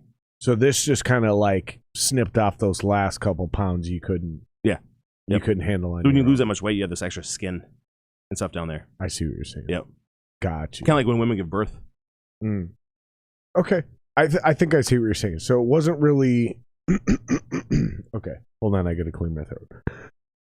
Let me clear my throat. All right. So this was something you did at the end of your journey. Absolutely. Got you. Yep. That makes way more sense. Yep. I think a lot of people do this shit at the beginning of the journey. Yeah, that's not the way to do it. And it shortcuts them. No, that's not the way. It's like starving yourself on a diet. Right. Like you're just going to gain it back. You just gain it back. Yep, absolutely. Yeah, you got to change the lifestyle. Yep. What did you change in your lifestyle?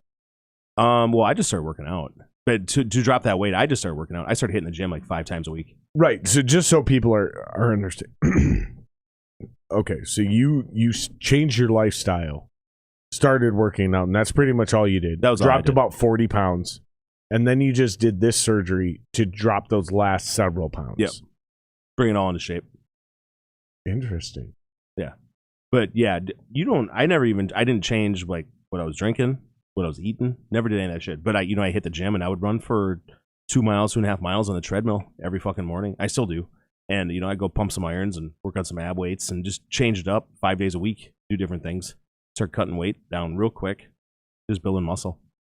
I'm trying to get my jiu-jitsu trainer. I that's so funny I say that. Jiu-jitsu trainer. That's awesome, though. That's funny I say that. It's funny I say that. I say it like I train with them all the time. Take it off. I say it like I train with him all the time. I trained with him twice. But he's the only jiu-jitsu trainer I ever trained with, right? So that's my jiu-jitsu trainer. You see what I'm saying? Yep. Like, it's kind of funny. But I'm trying to get him to come on the podcast and, kind of become a part of our community. For sure. And that'd be awesome. Would you be willing to come down and do some rolling? Yeah. Absolutely. Dude, what are you down to? 230? 230. You got 50 pounds on me. Yeah. I guarantee you I'll whoop your ass on the jiu-jitsu mat. Oh, I believe it. Oh, dude. Yeah. For no doubt. No doubt about it. I shouldn't be able to, though. Like, by any standard of fighting. Yeah. There's at 180 pounds, which I'm actually under that right now. I'm actually very under 180 pounds. Nice. Way under it. Okay, like way under it. So much to the point where I'm actually alarmed by it. And I'm going, how did I lose this much weight? Where did it come from? Because I don't feel any smaller. And what do I have to do to get back up to 180 pounds? That's how much it's fucking with me. Yeah. And it's hard. Oh, yeah. Like, I'm struggling to get back up to 180 pounds, and it's bothering me. I mean, I'm very much on the opposite side of your train. But, dude, in any version of fighting, I should have zero business being able to beat you. But with me being the smaller and more inferior physical human being, Let's just be honest. Well, if you have some jiu-jitsu training, I mean, because we're about the same, but irrelevant. We're about the same height. Okay, we're about 6 feet tall, both of us. Yeah, give or take an inch or two. Yep. Being literally 50 pounds less than you, I should have no business ever beating you in any fight. I mean, because I have a tiny amount of wrestling and jiu-jitsu training, like yeah, we're talking and I got 0 amounts of fighting of any right. But your size immediately gives you such some advantage. I bet you we could actually. Here's what I'm getting at is I bet we could progress at a similar pace. You see what I'm saying? Yeah. I bet you we would actually be great partners to jump into it together. Oh yeah, for sure. And I'm telling you, dude, you would fucking love it, dude. And I'm trying to. Yeah, it's a lot of fun. I'm trying to get him on. I'm trying to get him more. Where does he do it involved at? community. Where do you do it? Right in Northeast. Northeast? Yeah. Sweet. Oh, yeah. I think it's actually called Southside Jiu-Jitsu. Southside Jiu-Jitsu on the Northeast side. But it's in Northeast, yeah. Maybe he is planning on opening the South Side. And he's it's probably not a good idea right now. It's literally right on the border of where Northeast turns into Southeast. Okay. Yep. It's right there on what is it, Como or whatever the fuck. Yep. Yeah. No, we should do it, dude. I agree, bro. Joe Bonrod. No clue. He's the bass player from Revenant Soul. This motherfucker is without question. Without question, the best bass player in the state of Minnesota. Really? It's not even close. Really? Andy Rose Jiu-Jitsu. And it's funny because he's just a white belt. I've never even gotten a formal belt at all. Is that how you got into it? It's from him? No, not at all. I've been into it way longer than him. But looking at his body and understanding how his mind works, yeah. I'm terrified of him as a human being. like knowing as a musician, yeah, watching him as a bass player and knowing how musicians' minds work and watching how he executes as a bass player, even though he's just a white belt in jiu-jitsu, if somebody gave me a belt right now and we evaluated, even if I was a blue belt, which is way above white, I would be terrified of Joe. Because this motherfucker, everything about him is messing around. He's gonna be a black belt soon, and don't fight this dude in the street. Don't fuck with this dude in the real world. This is a guy who will fucking no, mess you up, huh? yeah, that's what I'm getting at, dude. And I think more musicians in this town need to get into jiu-jitsu because it teaches us what discipline actually means. You know what I mean? Yeah. So it's you think you care about drums? Yeah. No, you don't. And I'll show you don't care about drums because when you think you care about jiu-jitsu, I'll show you what's what. Wow. That's what I'm getting at. Wow. Damn. It's pretty cool because it's a mental. For sure. Jiu-jitsu is physical as it is. It's really about the mind. Yeah. You know what I mean? And same thing with wrestling. And that's they're pretty much the same thing. I mean, they're not, but I'm gonna sound like an asshole. If anybody's super into MMA, they're gonna be like, Jared's an idiot. Okay, yeah, I am, but at the same time, I'm kind of telling it like it is at the same time. You know what I mean? Wrestling and jiu-jitsu are fundamentally the same thing. It's ground combat. It's not about standing up and punching someone in the face. It's about pulling them to the ground and then killing them. Yeah. Putting them into strangling them. Right? Yeah, or breaking their bones to the point where they exactly. You're right. You're talking about submitting somebody, pulling them to the ground and submitting them. That's. I get it. They're not the same thing, but they kind of are the same thing. Absolutely. All right, you guys got any other questions other than take it off? You want to see me take this off? Woo! You missed it. Nope. Oh, you got a little bit of it. Oh, there it was. That's all you got. Shawn, you got anything to take off? I got nothing to take off. All right. Well, let's wrap this up. Thank you, guys. We love you. Thanks for hanging out with us. Welcome back to the Appreciate you guys shithole. so much. Saturday, March 26th, Club Underground, Minneapolis, Minnesota. Come watch my band, Derek Show. DerrickShowBand.com. Come check there for all future updates. Subscribe to the email list at the bottom. If you guys want to hear some of my latest music, you can go to Spotify, Dwelling the Dead EP. You can download it for free from Spotify, iTunes, Amazon. You can buy the disc from Best Buy, Amazon as well, all the things. Feel free. But love to see you guys all at the show, DerrickShowBand.com. Saturday, March 26th. That's brilliant. Take notes. This is how you guys do this. I don't even need to do anything now. Like, subscribe, share, join my Patreon, patreon.com/JaredSingerLife.